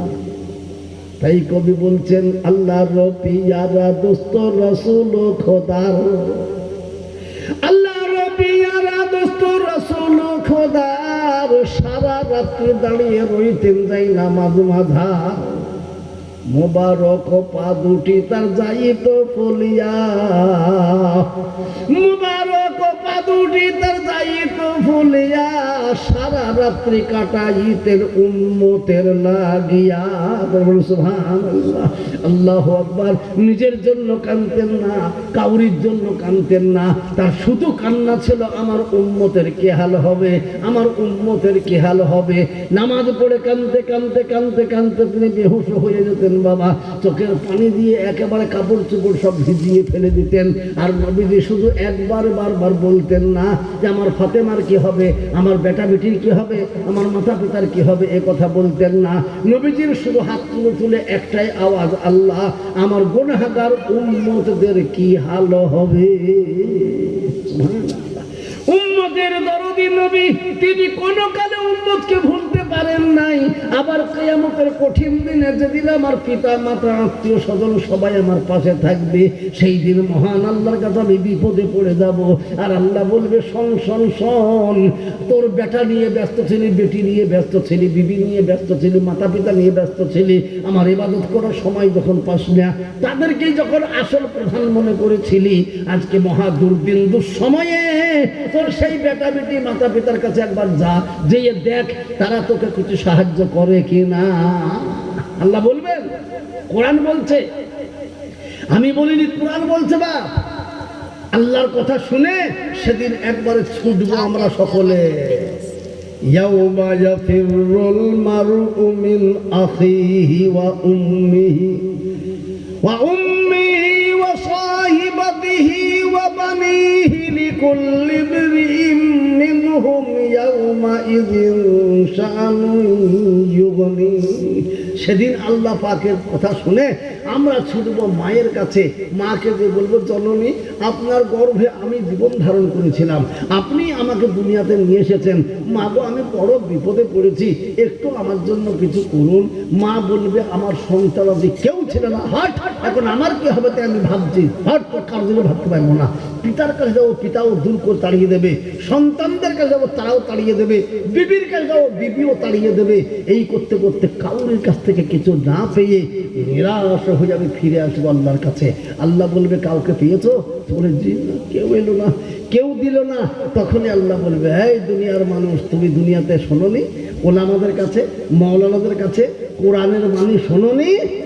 কি আমি তো বলেই দিয়েছিলাম, আল মাল ওয়াল বানুনা জিনাতুল হায়াতিদ দুনিয়া।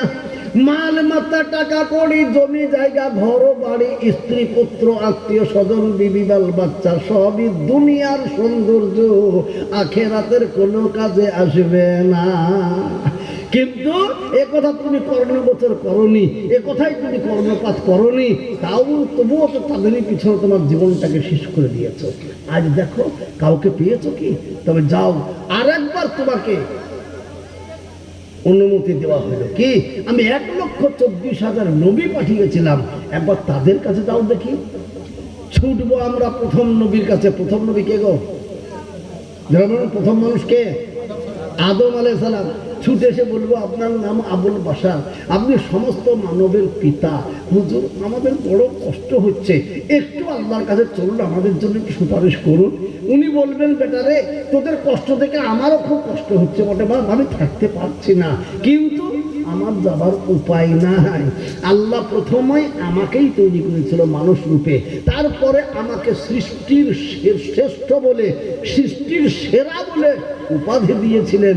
দেওয়ার পরে আমাকে বলেছিলেন, তোকে সারা ইহজগৎ পরজগতের শ্রেষ্ঠতম জায়গা জান্নাত দান করলাম, ওই জান্নাতে যাও। কেন? তুমি সৃষ্টির সেরা, তাই তোমাকেও সৃষ্টির সেরা জায়গাতে পাঠালাম।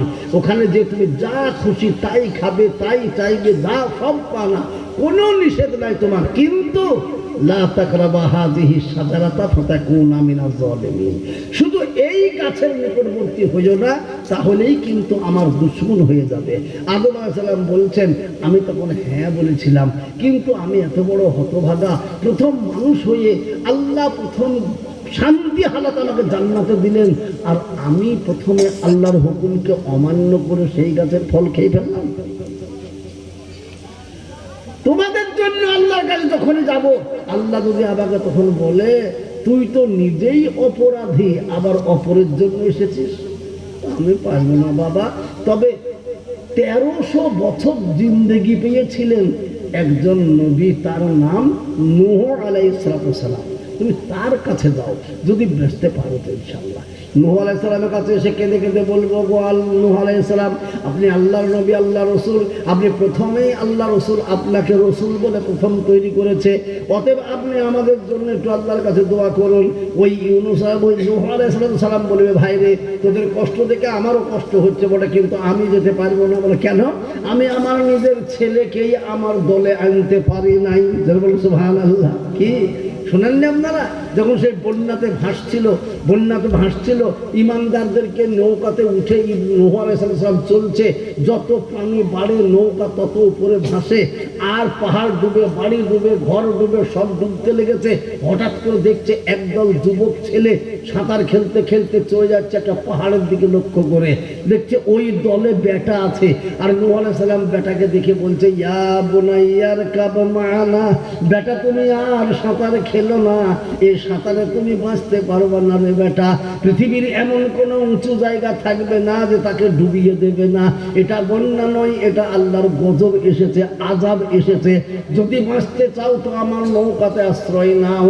ওই বেটা আবার ওখান থেকে সাঁতরাতে বলছে, তোমার মতো পাগলার কথা শুনে তোমার নৌকাতে যাব না, এই এত উঁচু পাহাড় তোমার আল্লাহ ডুবাতে পারবে না। নাউজুবিল্লাহ, নাউজুবিল্লাহ। ভাই মুসলমান, আবার যখন ডাক দিতে যাবে, আল্লাহ এবার নূহকে ধমকালেন, নূহ, এবার যদি তুমি তোমার সন্তানকে সন্তান বলে ডাক দিয়েছো, তাহলে তোমার নবীর খাতা থেকে নামটাও বাদ দিয়ে দেবো। বলুন সুবহানাল্লাহ। হ্যাঁ, নূহ আলাইহিস সালাম বলছেন, আল্লাহ আমি আর ডাকি না। তো বাবা, আমার ছেলেকে আমি আনতে পারিনি, তো তোমাদের জন্য কোন লজ্জায় যাবো বা? তবে হ্যাঁ, তোমরা মুসা নবীর কাছে যেতে পারো।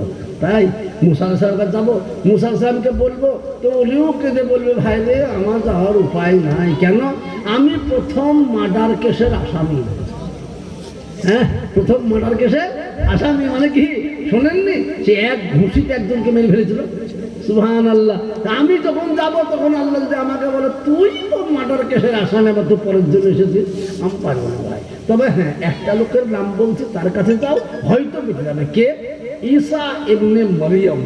ঈসা আলাইহিস সালাম বিনা বাপে আল্লাহর কুদরত এবং রহমতে তাকে পয়দা করেছে। তাকে টাইটেলও দিয়েছে ঈসা রূহুল্লাহ, জীবন বাঁচানে বলা। তো তোমরা যাও তার কাছে, হয়তো বাঁচতে পারো। এবার এসে যেমন বলবো, আর সঙ্গে সঙ্গে ঈসা আলাইহিস সালাম বলে, ভাই রে, তোদের দুঃখ থেকে আমারও বুক ফেটে যাচ্ছে, কিন্তু আমার যাবার উপায় নাই ভাই। কেন? আল্লাহ ওয়াহদাহু লা শারীকা লাহু, আল্লাহর বেটা নাই, বেটি নাই, কেউ নাই, আল্লাহ এক। তো সেই শয়তানরা দুনিয়াতে আমার বাপ ছিল না, আল্লাহর কুদরতে আল্লাহ আমাকে পয়দা করেছেন বলে, খ্রিস্টান বলে একটা জাতি, তারা আমাকে বলতো ঈসা ইবনুল্লাহ, ঈসা আল্লাহর বেটা, ঈসা আল্লাহর বেটা। তো আল্লাহর বেটা নাই, পুত নাই, আর আমি আল্লাহর কাছে কোন লজ্জায় যাবো বলো তো? তবে হ্যাঁ, তোমরা চিন্তা করো না, তোমাদেরকে এমন একটা সাজেশন দেব, তার কাছে যদি পৌঁছাতে পারো, নিশ্চয়ই তোমরা রেহাই পাবে। কে? তখন বলছে, যাকে পয়দা না করলে কুল কায়নাত পয়দা করতেন না, যিনি সাইয়্যিদুল মুরসালিন, খাতিমুন নবিয়্যিন, রাহমাতাল লিল আলামিন, শাফিউল মুযনিবিন, আমিনার দুলাল, আহমদ মুস্তাফা, মুহাম্মদ মুস্তাফা। সকলে বলি নবী সাল্লাল্লাহু আলাইহি ওয়াসাল্লাম, সেই নবীর কাছে যদি যাও তাহলে বোধহয় বুঝতে পারো। এইবার আমরা ছুটে চলে যাব সেই দরদী নবীর কাছে। এবার যে কেঁদে কেঁদে বলবো, পরওয়ারদিগারে আলা ওয়া আমাদের নবী, আপনাকে আল্লাহ পাক শাফিউল মুজনাবিন বলেছেন, আপনাকে দরদী নবী বলা হয়েছে, আপনাকে রাহমাতাল লিল আলামিন বলা হয়েছে। আমরা পাপী নবী গুনাহগার উম্মত, আমাদের জন্য একটু আল্লাহর কাছে সুপারিশ করুন। এই যেমন বলবে, আর নবীজি কোনো কথা না বলে ওইখানেই মাকামে মাহমুদে সেজদায় পড়ে যাবেন। সেজদায় পড়ে যাবেন তো যাবেন, মাথাকে তুলবেন না। তাফসীরে রয়েছে ওই সেজদা পড়ে থাকবে তো ৭০,০০০ বছর সেজদাতেই কেটে যাবে। যারা বলুন সুবহানাল্লাহ, যারা বলুন সুবহানাল্লাহ, আল্লাহু আকবার, সুবহানাল্লাহ। চোখের পানিতে ভাসিয়ে দেবে মাকামে মাহমুদকে। আল্লাহ পাক তাবারক ওয়া তাআলা তখন বলবে, দোস্ত রে, আমি তোর সব সহ্য করতে পারি, কিন্তু তোর চোখের পানি আমার সহ্য হয় না। ওঠো, ওঠো আল্লাহর বান্দা, ওঠো আমার হাবিব, ওঠো আমার দোস্ত, কিসের জন্য কান্না করছো একবার আমাকে বলো। তখনই হইবে নেদা হতে সুবহান, তখনই হইবে নেদা হতে সুবহান, শিরতুল মুহাম্মদ কেন পেরেশান। যা চাহিবে তা পাইবে নিকটে আমার, তুমি তো হাবিবি মোর নাই কেহ আর। দোস্ত তুমি তো উঠাও মাথা, কি চাচ্ছ বলো? বলে, আল্লাহ গো, আমার পাপী তাপী গুনাহগার উম্মতদেরকে যতক্ষণ পর্যন্ত তুমি জান্নাতে না দেবে আমি ততক্ষণ মাথাকে তুলতে পারবো না। আল্লাহ বলবেন, যাও, তোমার দরখাস্ত মঞ্জুর হয়ে গেল, তোমার ফরিয়াদ আমি কবুল করলাম, তবে তোমার উম্মত কারা তাদেরকে বাছাই করে নিয়ে জান্নাতে যাও। জোরে বলুন সুবহানাল্লাহ, জোরে সুবহানাল্লাহ হবে না? ঘুমাচ্ছেন কেন বাপ? জোরে বলুন সুবহানাল্লাহ, আরো জোরে বলুন আলহামদুলিল্লাহ। একবার মহব্বতের সাথে আওয়াজ লাগায় নারে তাকবীর, আর একটু জোরে নারে তাকবীর, আল্লাহু আকবার। দেখেন কত রহমতের নবী তিনি, আল্লাহু আকবার। এবার মা আয়েশা সিদ্দিকা রাদিয়াল্লাহু তাআলা আনহা তিনি বলছেন, ইয়া রাসূলুল্লাহ, ইয়া হাবিবাল্লাহ, আল্লাহ যখন আপনাকে পাওয়ার দেবেন, পারমিশন দেবেন, উম্মতকে বাছাই করে নিয়ে জান্নাতে যাও, সেই ময়দানে তো আদম আলাইহিস সালাম থেকে নিয়ে আপনার কাছ পর্যন্ত ১,২৪,০০০ নবীদের পায়ে উম্মত থাকবে। তো আপনার উম্মত কারা, তাহলে চিনবেন কি করে? বলুন, এটা একটা প্রশ্ন কিনা? এটা মারাত্মক প্রশ্ন। সবাই মানুষ, তো আপনার কে, তা কি করে চিনবেন? আল্লাহ রাসূল সাল্লাল্লাহু আলাইহি ওয়াসাল্লাম এমন উত্তর দিলেন, বা একবার চমৎকার উত্তর। কি বলে? পাগলি, একটা ময়দানে যদি ১,০০০ কালো রঙের ঘোড়া থাকে, ১,০০০ কালো রঙের ঘোড়া, আর তাদের মাঝখানে একটা ঘোড়া যদি থাকে পাখরা, পাখরা বলেন তো, পিঠ সাদা, মুখ সাদা, পা সাদা, তাহলে সেই ঘোড়াটাকে চিনতে দেরি হবে কি? কি বলছেন, দেরি হবে? দেরি হবে না।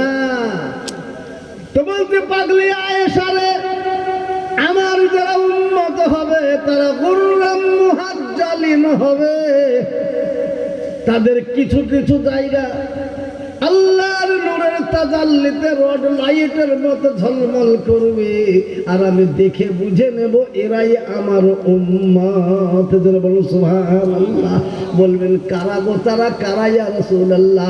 বলে, আমার উম্মতের উপরে ৫ ওয়াক্ত নামাজ ফরজ ছিল।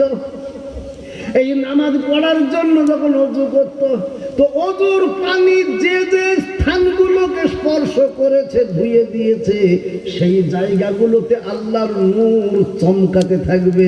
আর সিজদার জন্য যে যে জায়গা জমিতে স্পর্শ করেছে, সেই জায়গাগুলোতে আল্লাহর নূরের তাজাল্লি হবে। আর তাই দেখব আর চিনব এটাই আমার উম্মত। জোরে বলুন সুবহানাল্লাহ, জোরে বলবো সুবহানাল্লাহ। তাহলে নবীজি হাসরের মাঠে উম্মত বাছাই করবেন, তা কি দেখে? কি দেখে বললাম? ভুলে গেলাম, এক্ষুনি বলতে বলতে ভুলে গেলাম। উম্মত বাছাই করবেন, তো কি দেখে বাছাই করবেন? হ্যাঁ, ওযুর স্থানগুলো আল্লাহর নূরের তাজাল্লিতে রড লাইটের মতো চমক মারবে।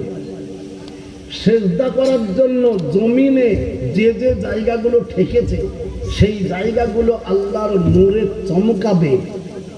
আর তাই দেখে নবীজি বলবে এটাই আমার উম্মত। যারা বলুন সুবহানাল্লাহ। তাহলে আমরা আল্লাহর নবী যদি বাছাই করবে হাসরের ময়দানে, তো তার সামনে আমরা তার উম্মত বলে ধরা দেবো তো ইনশাল্লাহ। যারা বলুন ইনশাল্লাহ। ইনশাল্লাহটা এত জোরে হচ্ছে তো কি বলেন? একবার মহব্বতের সাথে বলুন, আল্লাহর নবী যখন উম্মত বাছাই করতে আসবে তো অবশ্যই আমাদেরকে পাবে ইনশাআল্লাহ। ওই বলুন ইনশাআল্লাহ। হ্যাঁ, আর এই জন্যই আমি আপনাদেরকে বলবো যে নামাজ পড়বে এক কথায় সেই আল্লাহর নবীর বাছাইয়ের দলে থেকে যাবে। কি গো? তো আমরা আজ থেকে নামাজ পড়বো ইনশাআল্লাহ। জয় বলুন ইনশাআল্লাহ। ওই একবার মহব্বতের সাথে বাবারা সবাই মিলে যে যেখানে আছেন ওই হাত উঁচু করে বলুন তো ইনশাআল্লাহ। সবাই ইনশাআল্লাহ। হ্যাঁ, আলহামদুলিল্লাহ। এইবার মায়েরা পর্যন্ত যেখানে আছেন সমস্ত মায়েরা হাত তুলবেন, বাবারা সঙ্গে সঙ্গে বাবারাও তুলবেন, মায়েরাও তুলবেন। সবাই একসঙ্গে হাত উঁচু করে দেন যে আমরা আজ থেকে ইরাদা করলাম আমরা 5 ওয়াক্ত নামাজ পড়বো ইনশাআল্লাহ। খুব জোরে বলুন ইনশাআল্লাহ। আল্লাহ আপনাদেরকে কবুল করুন, আল্লাহুম্মা আমিন। মাঝখানে দেখছি 2-4টে লোক কিছু তারা হাত তুলছে না। তারা চিন্তা করছে আল্লাহ কোন বিপদে বললাম রে বাবা, হ্যাঁ কোন বিপদে বললাম। আচ্ছা বলুন, নামাজ পড়তে গেলে বিপদ হবে? বিপদ হবে? নামাজ পড়তে গেলে আপনাকে ট্যাক্স লাগবে, পয়সা লাগবে না, তাহলে কিছু তো কোনো লাগে না, বিপদ তো কোনো হবে না। অথচ নবীজি বলেছেন একবার যখন তুমি নামাজের ইরাদা করবা, নিয়ত করবা, করে বাড়িতে ওযু করতে লেগেছো, তোমার ছোটগুলো ওযুর পানির সঙ্গে ধুয়ে মুছে পরিষ্কার হয়ে গেল। যেন বলুন সুবহানাল্লাহ। এইবার তুমি বাড়ি থেকে যদি ওযু করো, এইবার মসজিদে যাওয়ার জন্য যত কদম ফেলবা, যত পা 1 2 3 4 করে যত পা ফেলবা, নবী বলেছেন প্রত্যেকটি পায়ে পায়ে একটি করে গুনাহ মাফ করা হবে আর একটি করে নেকি তোমার আমল নামায় লিখে দেওয়া হবে। যারা বলুন সুবহানাল্লাহ। এদিকে আবার আল্লাহ কোরআনে বললেন তুমি যখন এইবার এই করতে করতে হেঁটে এসে মসজিদে ঢুকে পড়েছো, তো মসজিদে ঢুকনি তুমি পুরোপুরি জান্নাতেই চলে গেছো। যারা বলুন সুবহানাল্লাহ। এত বড় নেকির কাজ আর এত বড় লাভের কাজ আমরা করবো না? করবো না বাপ? তো কেন 2-4টে লোক এখনো হাত তুলতে দেরি করছে বাপ? সেই জন্য কেউ হাত তুলতে দেরি করবো না। জোরে সবাই মিলে বলা যায় না বাপ, কোন দিনকার কোন আমলকে লক্ষ্য করে আল্লাহ কার জীবনের বেলা পার করে দেবে তা সে আল্লাহই ভালো জানে। কি গো? হ্যাঁ, আপনারা দেখেননি হযরত ওমর রাদিয়াল্লাহু তাআলা নবীকে মারতে আসছে। কি গো? নবীকে মারার জন্য তলোয়ার নিয়ে বাড়ি থেকে বেরিয়েছে। কেন? আবু জাহেল বলেছে যে মুহাম্মদের গর্দান আনতে পারবে তাকে 1000 স্বর্ণ মুদ্রা দেব আর 100 আরবের বিখ্যাত ঘোড়া দেব। হযরত ওমর বলছেন যে কোনো ব্যাপারই না, এক চুটকিতে তার গর্দান নিয়ে আসবো। বেরিয়ে পড়েছে তলোয়ার নিয়ে। আল্লাহ পাকের ইচ্ছা হলো ওমর তুমি যাও। কেন? এদিকে আল্লাহর নবীকে যে রাত্রিতে ঘোষণা হচ্ছে সেই রাত্রিতে খানায়ে কাবাতে আল্লাহ পাকের রাসূল দোয়া করছে, পরওয়ারদিগারে আলম আমার সাহাবীদের বড় করুণ অবস্থা চলে এসেছে, আর মনে হয় কালেমা নিয়ে বের হতে পারবে না। তো মক্কা নগরে 2টো পালোয়ান রয়েছে, একটার নাম আবু জাহেল আর একটার নাম ওমর। এই 2 জনের তুমি যাকে পছন্দ করো তাকেই যদি তুমি ইমানদার বানিয়ে দাও তাহলে মনে হয় একটু আমরা শান্তি থাকবো। আর ওদিকে ঘোষণা করেছে যেমন মাথা আল্লাহ কে, আর ওমর লাফ মেরে উঠেছে। তাহলে বলুন পছন্দ আল্লাহ কাকে করেছে? কাকে? ওমরকে। ওমর বলছে যা যা, আল্লাহ বলেছে যা যা। যেমন এসেছে বাপজি, বাস রাস্তার মধ্যে এমন এক ঘটনা ঘটে গেল বা সেইখানে তার ব্রেনে চক করবে। যেমন চক্কর মেলে নবীদের কাছে গিয়ে একেবারে উমর হয়ে পড়ে গিয়ে বলছে, হুজুর আমাকে ক্ষমা করে দেন আর আমাকে ইসলাম কবুল করিয়ে নেন। যারা বলুন সুবহানাল্লাহ। আল্লাহর নবী আনন্দ স্রোত চোখ দিয়ে গড় গড় করে ধরছে আর বলছে, উমর রে, আজ তুমি এসেছো আমার কাছে। আমি গত রাত্রিতে আল্লাহর কাছে দোয়া করেছিলাম, আল্লাহ উমর না হয় আবু জেহেল, যাকে তুমি কবুল করতে চাও, যাকে তুমি পছন্দ করো তাকে আমার কাছে পাঠিয়ে দাও। আল্লাহ তোমাকে কবুল করেছে উমর, তাই তোমাকেই আল্লাহ পাঠিয়ে দিয়েছেন। এখন তুমি আমার হাতে হাত দাও আর পড়ো তুমি লা ইলাহা, জোরে লা ইলাহা ইল্লাল্লাহ, লা ইলাহা ইল্লাল্লাহ, লা ইলাহা ইল্লাল্লাহু মুহাম্মাদুর রাসূলুল্লাহ সাল্লাল্লাহু আলাইহি ওয়াসাল্লাম। আজ মুসলমান আমাদের কালেমাটাও ভালো করে জোরে পড়তে পারছে না বাবা। আমাদের অভ্যাস নাই তো পড়বো কি করে, লজ্জা লাগছে না, কি বলেন? হ্যাঁ, কিন্তু আল্লাহর নবী সাল্লাল্লাহু আলাইহি ওয়াসাল্লাম বলেছেন, মান ক্বালা লা ইলাহা ইল্লাল্লাহ ফাদাখালাল জান্নাহ। যে ব্যক্তি একবার সাচ্চা দিলে আল্লাহকে মহব্বত করে, যে একবার পড়ে নেয় লা ইলাহা ইল্লাল্লাহ, লা ইলাহা ইল্লাল্লাহ, লা ইলাহা ইল্লাল্লাহু মুহাম্মাদুর রাসূলুল্লাহ। আল্লাহ পাকের নবী বললেন, সে ব্যক্তি জান্নাতি হয়ে গেল, সে ব্যক্তি জান্নাতে চলে গেল। জোরে বলুন আলহামদুলিল্লাহ, জোরে বলুন আলহামদুলিল্লাহ। আজ আমরা জিকির করতে পারছি না বাপ, আজ আমাদের দোয়া কবুল হয় না। এই কদিন আগে আমি মসজিদ থেকে নামাজ পড়ে বের হয়ে আসছি, চায়ের দোকানে কিছু লোক বসে আছে, হুজুর চা খান, চা খান, চা খান। চা খাবো না রে বাবা, না চা খান হুজুর, চা খাওয়াচ্ছি। এইবার খেতে আমাদের হাফেজ সাহেব, মসজিদের ইমাম সাহেব বলছে, হুজুর আমাকে সবাই বলছে যে এত নামাজ পড়ে দোয়া করছি, কিন্তু দোয়া কেন কবুল হচ্ছে না? তাই তো, এত নামাজ পড়ে দোয়া করে দোয়া কবুল হচ্ছে না? না তাই হবে কি করে রে? হ্যাঁ, একবার ভালো করে তাকিয়ে দেখ। আপনাদের দেশের কি আছে তা জানি না, আমাদের দেশে আরম্ভ হয়ে গেছে কি, মসজিদ গুলো সব ভেঙে, পুরাতন মসজিদ গুলো ভাঙছে, ভেঙে নতুন তৈরি করছে, একবার চকচকে মার্বেল পাথর মার্বেল, একবার তাকিয়ে দেখার মতো মসজিদ। সে নামাজ পড়ুক আর না পড়ুক, সুদ খেয়ে, চুরি করে, চিটারি করে পয়সা রোজগার করেছে, সেই হচ্ছে মসজিদের সেক্রেটারি। যে নামাজ পড়বে না একদিনও, সেই হবে মসজিদের সভাপতি। যে জীবনে মসজিদে যে কোন দিক দিয়ে ঢুকতে হয় তাও জানে না, সেই হবে মসজিদের ক্যাশিয়ার। হ্যাঁ, এইবার বলো সুবহানাল্লাহ।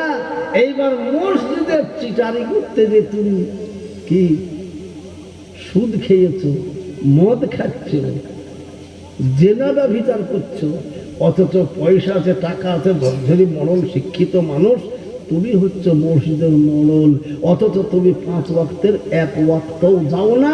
শুধু জুম্মার দিন জুম্মার নামাজটা পড়ার জন্য যাই কেন? মরণ এটা টিকিয়ে রাখতে হবে, সরদারিটা টিকাইতে হবে। কি বলেন? আমাদের দেশে আরম্ভ হয়ে গেছে, তা আপনাদের দেশে হয়েছে কি আমি জানি না। তবে কথা হচ্ছে, ভালো করে শুনে নিন, এবার দোয়া হয় কি করে? আল্লাহ রসুল সাল্লাল্লাহু আলাইহি সাল্লাম বলছেন, আল্লাহ রসুল সাল্লাল্লাহু আলাইহি সাল্লামকে সাহাবারা জিজ্ঞাসা করছেন, আইয়ু খায়রুল মুসলিমিন ইয়া রাসূলুল্লাহ, সবথেকে ভালো মুসলমান কে বলুন গো আল্লাহর নবী? আল্লাহর নবী বললেন, আল মুসলিমু মান সালিমাল মুসলিমুনা মিন লিসানি ওয়া ইয়াদিহি। নবীজি কি বললেন? বলে মুসলমান ওই ব্যক্তি জানিবে নিশ্চয়, মুসলমান ওই ব্যক্তি জানিবে নিশ্চয়, হাতের দ্বারাই মুখের দ্বারাই কষ্ট যার না হয়। যারা হাতের দ্বারাই মুখের দ্বারাই চলনে বলনে ব্যবহারে কৃষ্টি কালচার তাহাদুনে পৃথিবীর কোনো মানুষ কষ্ট পাবে না, সেই হচ্ছে প্রকৃত মুসলমান। আজ বাপের দ্বারাতে বেটা আঘাত, আর বেটার দ্বারাতে বাপের আঘাত কি গো হয় কি হয় না? হ্যাঁ, সুবহানাল্লাহ। বেটাকে পড়াশোনা করিয়েছে, চাকরি লাগিয়ে দিয়েছে, চাকরি পাইনি তো টাকা পয়সা জোগাড় করে ব্যবসায়িক বানিয়ে দিয়েছে। সেই ব্যবসায়িক বেটা ভালো বউ নিয়ে এসেছে, এবার বেটাকে বলছে বাপ নামাজের সময় হলে চলো। আরে ভ্যান ভ্যান করো তো, তুমি বুড়ো মানুষ, তোমার কোনো সময় হয়েছে যাও, তুমি না করবা। আমি ছোট ছেলে মানুষ, এখন আমার কামানোর সময়, এখন কামানোর সময়। অথচ আল্লাহ রাসূল সাল্লাল্লাহু আলাইহি ওয়াসাল্লাম বলেছেন উপার্জনা আর উপাসনা, উপার্জনা উপাসনা যৌবনে করিবে। যৌবন কালে রোজগার করা শিখো, তাতে দুনিয়াবি হোক আর আখিরাতি হোক। যৌবন কালে আজ এই নওজোয়ান ছেলেটা, জোরে বলুন এদিকে নওজোয়ান, এদিকে সব নওজোয়ান বসে আছে, এরা জোহরের নামাজের জন্য ওযু করলো, ওযু করে এইবার আল্লাহু আকবার ফজরের মানে ফরজ নামাজের জন্য নিয়ত করেছেন ইমাম সাহেব। আর সেই টাইমে এই যুবকের একটু পেশাবের আমল হইল, পেশাব করলে ভালো হইত, জামাত দাঁড়িয়ে গেছে, নামাজটা পড়ে নি তারপরে পেশাব করবো, পারবে কিনা? শক্তি আছে কিনা? পারবে। নামাজ হয়ে গেল, এবার গল্প শুরু হয়ে গেল কিছু, সেই গল্পতে বাতোয়ারা হয়ে গেল, দিচ্ছে আসরের আযান দিল। তো সেই ওযু ভাঙেনি, ওই ওযুতেই এই যুবক ইচ্ছা করলে পরে আসরের নামাজটা পড়তে পারবে কিনা? পারবে। এর এত ক্ষমতা, এর এত ক্ষমতা। কিন্তু ৮০ বছরের মুরব্বী, হ্যাঁ, এইবার ইমাম সাহেবের সাথে নামাজে দাঁড়িয়ে গেছে, ২ রাকাত হয়েছে, আর তৃতীয় রাকাতে এবার পেশাবের একটু লোড চলে গেছে, ২ রাকাতে মাত্র। আর খেতে পারবে? যদি নামাজ না ভেঙে চলে আসে, ওইখানে কাপড় চোপড়ে একেবারে হবে কি হবে না? অতএব আল্লাহ বলেছেন শোন, বৃদ্ধকালে তোর ইচ্ছা থাকলেও উপায় হবে না, আর যৌবনকালে ইচ্ছা থাকলেই তোমার উপায় হবে। এইবার বলুন, নামাজ পড়তে হবে তো কোরআন শুদ্ধ করে পড়তে হবে, কি বলেন? কোরআন শুদ্ধ করে পড়তে হবে। এইবার ৮০ বছরের বুড়ো আপনি, মুখে ওপরেও দাঁত নাই, নিচেও দাঁত নাই, তা আপনি কি বলছেন? আলহামদুলিল্লাহ, মানে ইচ্ছা করছেন শুদ্ধ করবো, কিন্তু হচ্ছে না তো, দাঁত নাই। কি বলছেন? দাঁত নাই, হচ্ছে না। কিন্তু এই ছেলে যুবক দাঁত আছে, একবার শুদ্ধ পরিষ্কার পরিচ্ছন্ন করে কোরআন পড়বে। সেই জন্য বলছে যদি কিছু কামাতে হয়, তাতে সে দুনিয়াবি কামানোই হোক আর আখেরাতের কামাই হোক, সেটা যৌবনকালে কামাবা বাপ। এই জন্যই তো বলা হয়েছে বুড়োর ৬০ রাকাত নামাজ আর এই যুবকদের ১ রাকাত নামাজ সমান। বলুন সুবহানাল্লাহ, বলুন সুবহানাল্লাহ। তাই আমি যুবকদেরকে বলবো, এখানে যারা নওজোয়ান ছেলে আছে তাদেরকে অনুরোধ করছি, সেই যারা জালসা দিয়েছে ছেলেগুলো এখন আছে এখানে না? নাই? আছে? মানে একটাও নাই নাকি? একটাও নাই। তাহলে আমি কাকে কই? কই ২-৪টে ছেলে আমার সামনে এসো বাপ, আমি আর লম্বা চড়া করবো না। এদিকে ১২টা বেজে গেছে, আমি লম্বা চড়া করবো না বাপ। জি,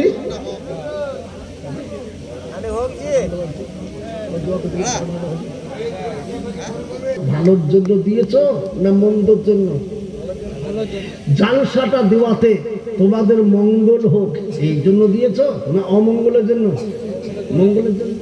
তাহলে আমি যদি তোমাদেরকে বলি বা একটা কাজ তোমরা করো, তোমাদের মঙ্গল হবেই হবে ইনশাআল্লাহ। যে বেরোজগার থাকবে আল্লাহ তার রোজগার দিয়ে দেবে, যে মুসিবতে থাকবে আল্লাহ তার মুসিবতকে দূর করবে, যে পেরেশানির মধ্যে থাকবে আল্লাহ তার পেরেশানিকে দূর করে দেবে। আসুন, যে বেইজ্জত আল্লাহ তাকে ইজ্জত দান করবে। জোরে বলো তো, বেইজ্জত ইজ্জত সব কিছুর মালিকটা কে? সব কিছুর মালিক কে? আল্লাহ ইচ্ছা করলে সেকেন্ডের ভেতরে একজন ইজ্জতওয়ালাকে বেইজ্জত বানিয়ে দেয়। আল্লাহু আকবার। কালকে গতকাল আমি মালদা জেলায় ছিলাম বা জালসা হবে, যেমন আজকে আমি এসে এখানে এই 10টার আগে পর্যন্ত মসজিদে শুয়েছিলাম, ওরকম তাকে সেখানেও আছে আমাকে 10টার পর থেকে সুবহান আল্লাহ আওয়াজ শুনতে পাচ্ছি বা নামও করছি না, সে কোন মানুষ তাও বলছি না, কিন্তু গোটা পশ্চিম বাংলায় একটা মারাত্মক মানুষ, ফার্স্ট ক্লাস, লোকের নজরে একবারে ইজ্জতওয়ালা মানুষ, লোকের নজরে ইজ্জতওয়ালা মানুষ, কিন্তু এমন ভাষা ফেসেছে বা সেকেন্ডের ভেতরে গোটা এলাকার জনগণের কাছে একেবারে পচে গু পচা হয়ে গেল, তারা মুখ দেখানোর উপায় নেই।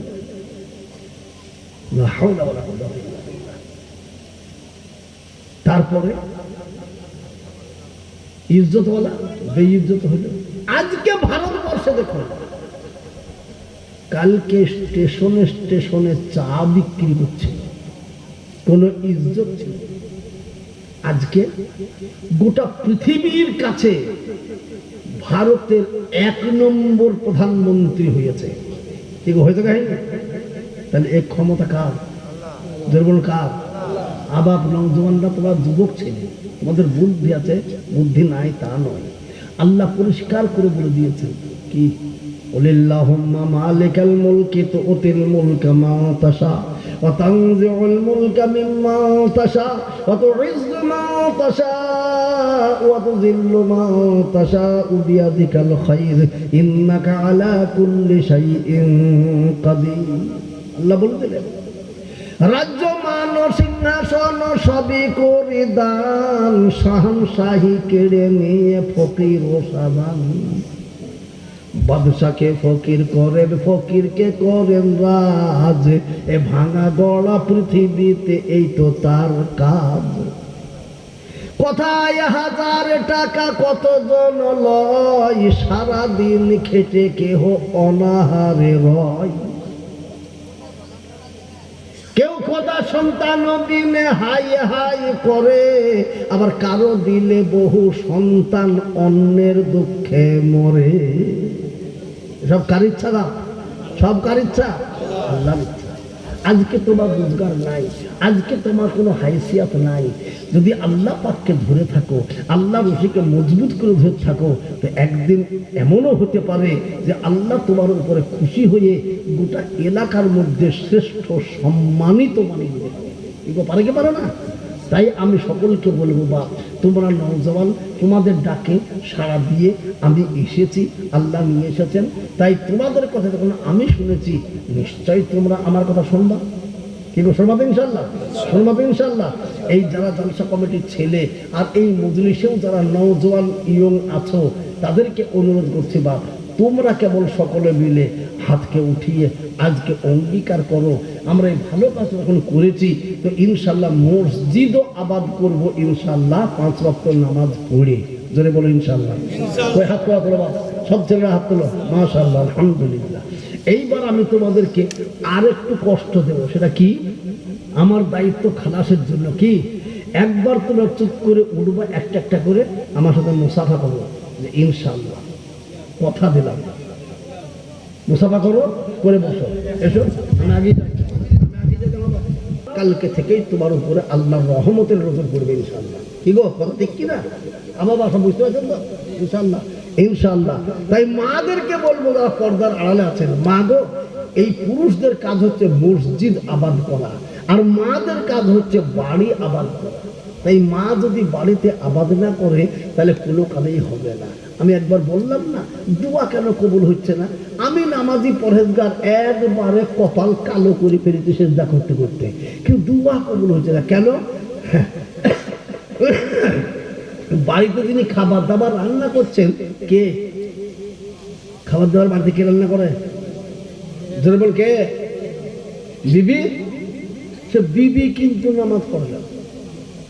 এবার বেনামাজের হাতের খাবার খাচ্ছেন, মসজিদ থেকে নামাজ পড়ে গেলেন, খাওয়া দাওয়া খাবার খেয়ে, বেনামাজের হাতের খাবার প্রতিদিন খাবা, আর মসজিদে আল্লাহর কাছে মাথা ঠুকে বলবা রব্বানা, আল্লাহ বলবে তোর দোয়া আমি নেবো না। খুব ভালো করে শোনেন, আল্লাহু আকবার, আল্লাহু আকবার। সেই জন্য মায়েরা বোনেরা, আপনাদের সন্তানকে যদি ভালো করতে চান তো মা গো আপনাকে নামাজি হতে হবে, পিতা নামাজি হতে হবে। পিতা মাতা নামাজি হয়ে যাক, তাদের সংস্পর্শে এসে সন্তানরাও নামাজি এবং উত্তম চরিত্রবান হয়ে যাবে ইনশাআল্লাহ। তাই আমি আপনাদের কাছে লম্বা চওড়ার করছি না, 12টা বেজে পার হয়ে গেছে, বাপ আমাকে আবার সেই মুর্শিদাবাদ দিতে হবে, কি বলেন? সুবহানাল্লাহ। সেই জন্য আপনাদের ডাকে সাড়া দিতে পেরেছি, এটা আল্লাহ পাকের লাখো শুকর। আপনারা দোয়া করবেন, আপনারা দোয়া করবেন। শেষ কথাটা বলে যায়, যেদিন আসিয়াছিলে তুমি এই ভবে, কেঁদেছিলে একা তুমি, হেসেছিল সবে। পৃথিবীতে যেদিন আমরা মায়ের পেট থেকে দুনিয়াতে আসি রে বাবা, মাটিতে যেমন এসে যাই আর মাটিতে পড়েই কিন্তু সন্তান আমরা কাঁদতে থাকি। কি গো কাঁদি কি কাঁদি না? মাটিতে সন্তান পড়ে একবারে মা মা কাঁদি। তাই কবি বলছেন, সেদিন তুমি দুনিয়াতে আসার সাথে সাথে কেঁদেছো, আর তোমার কাঁদন দেখে কেউ কাঁদতে বসেনি বাবা। সবাই আত্মীয় স্বজন দেশবাসী হেসে পাগল হয়েছে। কেন? অমুকের সন্তান হয়েছে রে, অমুকের পুত্র সন্তান, অমুকের কন্যা সন্তান। আনন্দে আত্মহারা মিষ্টি বিতরণ চলছে নাকি গো? হ্যাঁ। তাই কবি বলছেন, যেদিন আসিয়াছিলে তুমি এই ভবে, কেঁদেছিলে একা তুমি, হেসেছিল সবে। তেমনি এমনই জীবন হবে করিতে গঠন, এমনই জীবন হবে করিতে গঠন, মরিলে হাসিবে তুমি, কাঁদিবে ভুবন। এমন জীবন তুমি তৈরি করো, যেদিন তুমি দুনিয়া ছেড়ে চলে যাবা, সেই দিন জগতের সামনে হাসতে হাসতে মনের আনন্দে বলবে লা ইলাহা ইল্লাল্লাহ, জোরে লা ইলাহা ইল্লাল্লাহ, লা ইলাহা ইল্লাল্লাহু মুহাম্মাদুর রাসূলুল্লাহ। বান্দারে তুমি আজরাইলের সামনে কালেমা পড়তে পড়তে হাসতে হাসতে মনের আনন্দে চলে যাবা, আর তোমার যাওয়ার কারণে জগৎবাসী যেন কেঁদে পাগল হয়ে যায়, দুঃখে সুখে পাগল হয়ে যায়। আহারে এমন আনন্দময় মানুষ আমাদের কাছে ছিলেন, আজ আমাদেরকে এতিম করে তিনি চলে গেলেন। তুমি কেবল একাই হাসবা আর জগৎ সেদিন কাঁদবে। এইরকম জীবন আমাকে আপনাকে আল্লাহ তৈরি করার তৌফিক দান করুন, ধরে বলে আল্লাহুম্মা আমিন। আমরা সেই রকম জীবন তৈরি করবো তো ইনশাআল্লাহ।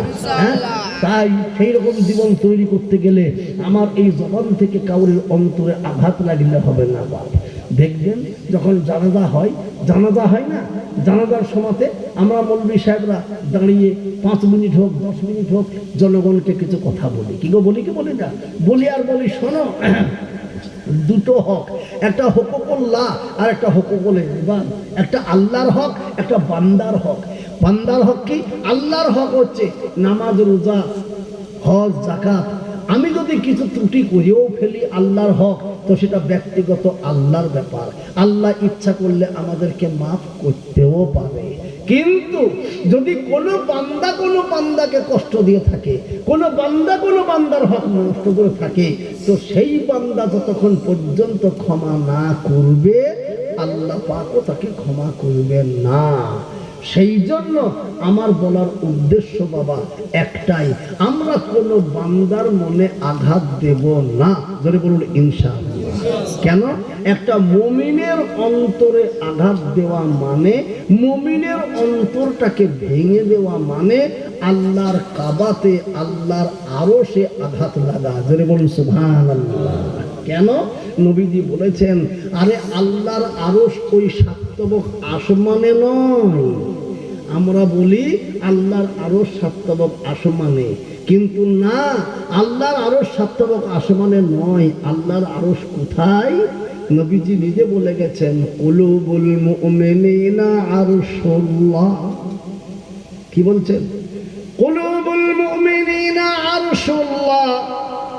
শেখ সাদি রহমতুল্লাহ আলাইহি বলছেন, মান্না গুঞ্জম দার জামিও আসেমা, মান্না গুঞ্জম দার জামিও আসেমা, নেকে গুঞ্জম দার কুলুবে মুমিনা। আমার আল্লাহ মহল্লার উপরে, আমার আল্লাহ থাকে মুমিন মুত্তাকিনদের অন্তরে। যেরকম সুবহানাল্লাহ। আরে মুমিন, তোমার অন্তরটা হচ্ছে আল্লাহর আরশ রে বাবা। তো আল্লাহর আরশ যদি আমার অন্তর হয়, তা আমার অন্তরটাকে তো পরিষ্কার পরিচ্ছন্ন রাখতে হবে। হবে কি হবে না? হ্যাঁ, দুনিয়াতে দুধের মতো খাঁটি পবিত্র জিনিস আর কিছু আছে কি? গায়ের ঘর থেকে দুধ দোয়ালাম, তার থেকে পবিত্র স্বচ্ছ জিনিস আর কিছু আছে? মানুষ দুধ তৈরি করছে, কিন্তু সেই দুধগুলা কেমিক্যাল দিয়ে, নাকি বলেন? কিন্তু আল্লাহ যেটা পাঠাচ্ছে মায়ের বুক থেকে, জানোয়ারের স্তন থেকে, সেগুলো তো খাঁটি দুধ। কিন্তু বলুন, খাঁটি দুধ এত পবিত্র, তো সেই দুধটাকেও তো কোনো পবিত্র জায়গাতে রাখতে হবে, কি বলেন? এইবার দুধ রেখে দিয়েছে, হাঁড়িটা পরিষ্কার নাই, কিংবা তরকারির হাঁড়ি ভালো করে ধোয়া নাই, দিয়েছে যেমন আগুনে চাপিয়েছে না, অমনি কি হয়ে গেল? দুধ আছে, কেটে গেল, হয়ে গেল। কেন? দুধ যেমন পরিষ্কার পরিচ্ছন্ন পবিত্র, তেমনি তাকেও রাখতে হবে পরিষ্কার পরিচ্ছন্ন পবিত্র জায়গাতে। তেমনি আল্লাহর আরশ যেমন মুমিনের অন্তরে, তো মুমিনের অন্তরটাকেও করতে হবে সুদ থেকে পরিষ্কার, মদ থেকে পরিষ্কার, গিল্লা গিবত থেকে পরিষ্কার, পরহিংসা থেকে পরিষ্কার, কাউকে পরের জন্য গালি দেব, হিংসা করব, এসব পরিষ্কার হইতে হবে। তবেই সেই অন্তরে আল্লাহর স্থান হবে। আর ওই অন্তর যখন আল্লাহ স্থান নেবে, তখন বান্দা যে আল্লাহর কাছে মাথা নিচু করে আল্লাহু আকবার বলে আত্তাহিয়াত করে সালাম ফিরিয়ে দেবে, দিয়ে এইবার যখন বলবে রব্বানা, আল্লাহ তখন বলবে বান্দারে, তোর একটা দোয়াও আর ফেরত যাবে না, আমি সব দোয়া তোর কবুল করে নেব। এই জন্যই তো বলেছে রাত্রি যখন গভীর হবে, তখন আসুন আল্লাহর সঙ্গে প্রেম মোহব্বত করুন, একা একা। কেন? প্রেম আলাপন গোপনে ভালো জমে, প্রকাশ্যে নয়। এই জন্য এশার নামাজ পড়ে আসুন, খেয়ে নেন, খেয়ে দিয়ে ঘুমিয়ে যান। সব মানুষ যখন ঘুমিয়ে যাবে, রাত্রি 1টা, 1:30, 2টোর সময়তে আপনি চুপ করে উঠেন, উঠে দেখুন সব মানুষ শুয়ে ঘুমিয়ে আছে, কাউরির সারা শব্দ নাই। এইবার আপনি আস্তে আস্তে ওযু করুন, করে 1 পা 2 পা করতে করতে মসজিদে আসুন। এসে এইবার দেখবেন কেউ নাই, আপনি একাকী মসজিদে। আল্লাহু আকবার, আল্লাহ তুমি মহান, তাই তোমার কাছে আমি গোলাম হাজির হয়ে গেছি। মওলা গো, এখন তুমি আর আমি এছাড়া দুনিয়ার কোন জীবজন্তু, জানোয়ার, মানব দানব কেউ খোঁজ পাইনি গো মওলা, তাই তোমার কাছে গোপনে এসেছি।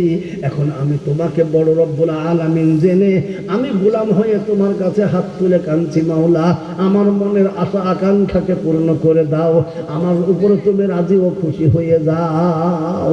এইভাবে যদি তাহাজ্জুদের নামাজে পড়ে কেউ কাঁদতে পারে, তো আল্লাহ বলছেন তোর অসাধ্য সাধন আমি করে দেব। বলুন সুবহানাল্লাহ। তাহাজ্জুদের কান্নাতে, একদিনকার কান্নাতে, একজন মায়ের দুয়াতে একটা ছেলে সে জীবনে সব থেকে বড় ওলি তৈরি হয়েছিল। বলুন সুবহানাল্লাহ। আপনার নাম শুনছেন? বাইজিদ বুস্তামি। জি, বাইজিদ বুস্তামি রহমাতুল্লাহ আলাইহি। মায়ের একদিনকার দোয়াতে, আহা, মা কাঁদছে, কেঁদে কেঁদে বলছে আল্লাহ আমি বৃদ্ধা হয়ে গেছি, আমার চলার ক্ষমতা নাই। মা শুয়ে রয়েছে শীতের কালে, সন্ধ্যাবেলায় রাত্রি হয়েছে, আর বেটা বাইজির বাড়িতে এসেছে। বাইজিদকে বলছে, বেটা বাইজিদ। জি মা। তো বলছে আবার একটু পানি পান করাতে পারলে ভালো হতো মা, একটু পানি খাওয়াও। বেটা পানি খুঁজতে গেল, পানি বাড়িতে নাই, ছুটে বাইরে গেছে, বাইরে থেকে পানি নিয়ে এসে দেখছে মা ঘুমিয়ে গেছে। এখন বেটা ভাবছে আল্লাহ যদি আমার মাকে ঘুম থেকে ভাঙাই, তাহলে হয়তো কাঁচা ঘুম মায়ের ক্ষতি হয়ে যেতে পারে, অতএব আমি কি করব। এই চিন্তা ভাবনা করে ওই পানির গিলাসটি হাতে করে নিয়ে মায়ের মাথার কাছে চুপচাপ দাঁড়িয়ে রইলেন। কেন? আমি যদি এবার ঘুমিয়ে যাই, মা যদি চেতন পাই, আর আমি যদি মা পানি বলবে, আর আমি যদি ডাকে সাড়া দিতে পারি, আল্লাহর কাছে কৈফিয়ত দিতে পারবো না। অতএব আমি জেগেই থাকবো, মা যখন জাগবে আমি মাকে তখনই যেন পানিটা দিতে পারি। সুবহানাল্লাহ। এই নিয়ত করে বেটা সারা রাত্রি দাঁড়িয়ে রয়েছেন, এদিকে মসজিদের মুয়াজ্জিন আযান দিচ্ছে, আসসালাতু খায়রুম মিনান নাওম। ও জগতের মানুষ, তোমার ঘুমের থেকে নামাজ প্রিয়, নামাজের জন্য একটু উঠে পড়ো। এই যেমন বলেছে, আর অমনি মায়ের ঘুম ভেঙে গেছে বাবা। মায়ের আর মনে নাই যে সন্ধ্যা রাত্রিতে আমি পানি চেয়েছিলাম। এবার মা তাকিয়ে দেখতে পিছন দিকে, বেটা পানির গিলাস হাতে করে শীতের রাত্রিতে আর দাঁড়িয়ে থাকতে পারছে না বাবা, থরথর থরথর করে কাঁদতে লেগেছে। মা জিজ্ঞেস করছে, বাই দিয়ে দে, তুমি পানির গিলাস নিয়ে আমার মাথার কাছে কেন দাঁড়িয়ে দাঁড়িয়ে কম্পবাল কাঁদছো বলো? মাকে বেটা বলছে, বাগো, আমি যখন সন্ধ্যার পরে বাড়িতে ঢুকি তখন তুমি আমার কাছে পানি চেয়েছো মা। আমি সেদিন বাড়িতে পানি না পেয়ে বাইরে থেকে পানি নিয়ে এলাম। বাড়ি থেকে পানি আনতে গিয়েই দেখছি তুমি ঘুমিয়ে গেছো। আমি ভাবলাম মায়ের কাঁচা ঘুমে ভাঙালে মায়ের ক্ষতি হয়ে যেতে পারে। আবার আমি যদি শুয়ে পড়ি, মা পানি চাই, তো আমি পানি না দিতে পারি, তাহলে আল্লাহর কাছে জবাব দিতে পারবো না। সেই জন্য মা গো, তুমি যখন ডাকবা তখনই পানি দেবো বলে পানির গিলাস নিয়ে দাঁড়িয়ে আছি মা গো। এই এতক্ষণে সারা রাত্রি চলে গেল, তোমার ঘুম ভাঙছে, এই লাও পানি মা। আর অমনি মায়ের দুই চোখ দিয়ে বড় বড় বড় বড় করে অশ্রু বেয়ে চলেছে। আল্লাহ, আমার বেটা আমার শান্তির জন্য যে তার নিজের জীবনকে বিপন্ন করে দিতে পারে, সেই ছেলের জন্য আমি দোয়া করি মাওলা, আমার ছেলেকে যেন এই যুগের সর্বশ্রেষ্ঠ ওলি তৈরি করো। যেমন সুবহানাল্লাহ, যেমন সুবহানাল্লাহ। মায়ের দোয়াতে সেই জামানাতে বাইজিদ বুস্তামি রহমতুল্লাহ আলাইহি পৃথিবীর শ্রেষ্ঠ ওলি ছিলেন। যেমন সুবহানাল্লাহ। তাই মায়ের দোয়াতে কি হয় না বা? কোরআন শরীফের পরে যে হাদিসের স্থান, তার নাম বুখারী শরীফ। তো বুখারী শরীফ যিনি লিখেছেন তার নাম মুহাম্মদ ইবনে ইসমাইল। 7 বছর বয়সে হাফেজ হয়ে গিয়েছেন, তারপরে আলেম হবেন। এমত অবস্থায় তিনি অন্ধ হয়ে গেলেন, কিন্তু পিতা নাই। মাতা কি করবে? আল্লাহু আকবার। মা তাহাজ্জুদ গুজার রমণী। আল্লাহু আকবার। তাহাজ্জুদ পড়তে পড়তে পড়তে পড়তে পড়তে পড়তে এমন একটা দিন এসেছে, মা তাহাজ্জুদ পড়ে কাঁদতে লেগে ধরে বলছে, পরওয়ারদিগার আলম, আমি জানি তুমি অন্ধকে চক্ষু দিতে পারো, আবার চক্ষুওয়ালাকে অন্ধ বানাতে পারো। বিনা মেঘে বৃষ্টি তুমিই দিতে পারো, আর মেঘের বৃষ্টিকে তুমি বন্ধ করে দিতে পারো। আল্লাহ রাতকে দিনকে রাত তুমি করতে পারো। অতএব মাওলা গো, আমি তোমার কাছে দোয়া করি, আমার ছেলের যেন তুমি চক্ষু দুটো দান করো। তাকে কোরআনের হাফেজ বানাতে পেরেছি, এখন আলেম আর বানাতে পারছি না। চোখ না থাকলে আলেম হবে কি করে? আল্লাহ তুমি মায়ের দোয়াকে কবুল করে চোখ ভালো করে দাও। মায়ের কাঁদতে কাঁদতে কাঁদতে কাঁদতে চোখের পানিতে একবার বুকের জামা কাপড় সব ভিজে গেছে বাবা। এমন সময় মসজিদে আযান দিচ্ছে, আসসালাতু খায়রুম মিনান নাওম। ওই আযান শুনে বাচ্চার কানে আওয়াজ গেছে, আর বাচ্চা আলহামদুলিল্লাহ বলে উঠে পড়েছেন। ছুটে বাইরে গেলেন, অজু টজু করে এসে মাকে বলছে, চলো নে, আপনি কান্না করছেন, আযানকে শুনতে পাননি, ফজরের আযান হয়ে গেছে, মা গো নামাজ পড়ে নেন। এই যেমন বলা, আর অমনি মা কোলে করে বুকে জড়িয়ে ধরে নিয়ে বলছে, বেটা রে, আমি প্রতিদিন ফজরের সময় তোকে ঘুম থেকে উঠাই, তোকে বাথরুম পায়খানা পেশাব সব করাই, তোকে উজু টুজু করাই রে বাবা। আজ একা একা কেমন করে তুই সব কিছু করে এসে আমাকে ডাকছিস বল? বলছে, মা গো, আমি যখন শুনলাম আযানের আওয়াজ, আসসালাতু খায়রুম মিনান নাওম, নামাজ ঘুমের থেকে তোমার নামাজ প্রিয়, এই কথা শোনার পরে আমি আলহামদুলিল্লাহ বলে উঠে পড়েছি। আর ওঠার সঙ্গে সঙ্গে দেখছি, মা গো, দুনিয়া আমার কাছে অন্ধকার নয়, এখন দুনিয়া যেন আমার কাছে আলোকিত হয়ে গেছে। সুবহানাল্লাহ, সুবহানাল্লাহ। তো মায়ের দোয়াতে, তাহাজ্জুদের দোয়াতে কি হয় না বা? তাহাজ্জুদের সময় দোয়া করুন, অসাধ্য সাধন আল্লাহ আপনাকে দেবে, আপনার মনস্কামনা পূর্ণ করবে। আমরা ইনশাআল্লাহ এই কাজগুলো করবো তো ইনশাআল্লাহ। আল্লাহ পাক আপনাকে আমাকে সকলকে সহি বুঝ দান করুক, দেবেন আল্লাহুম্মা আমিন। আমি আপনাদের জন্য প্রাণ ভরে দোয়া করব, আপনারাও আমার জন্য প্রাণ ভরে দোয়া করবেন ইনশাআল্লাহ, ইনশাআল্লাহ।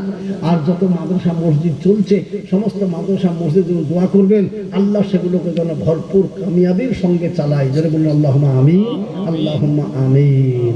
বিশেষ করে আমি আমার বক্তব্য এখান থেকে ইতি করছি, ভুলভ্রান্তি মাফ করবেন। ওমা আলাইনা ইল্লাল বালাগ। আবার হায়াত বাকি, তো মোলাকাত বাকি ইনশাআল্লাহ।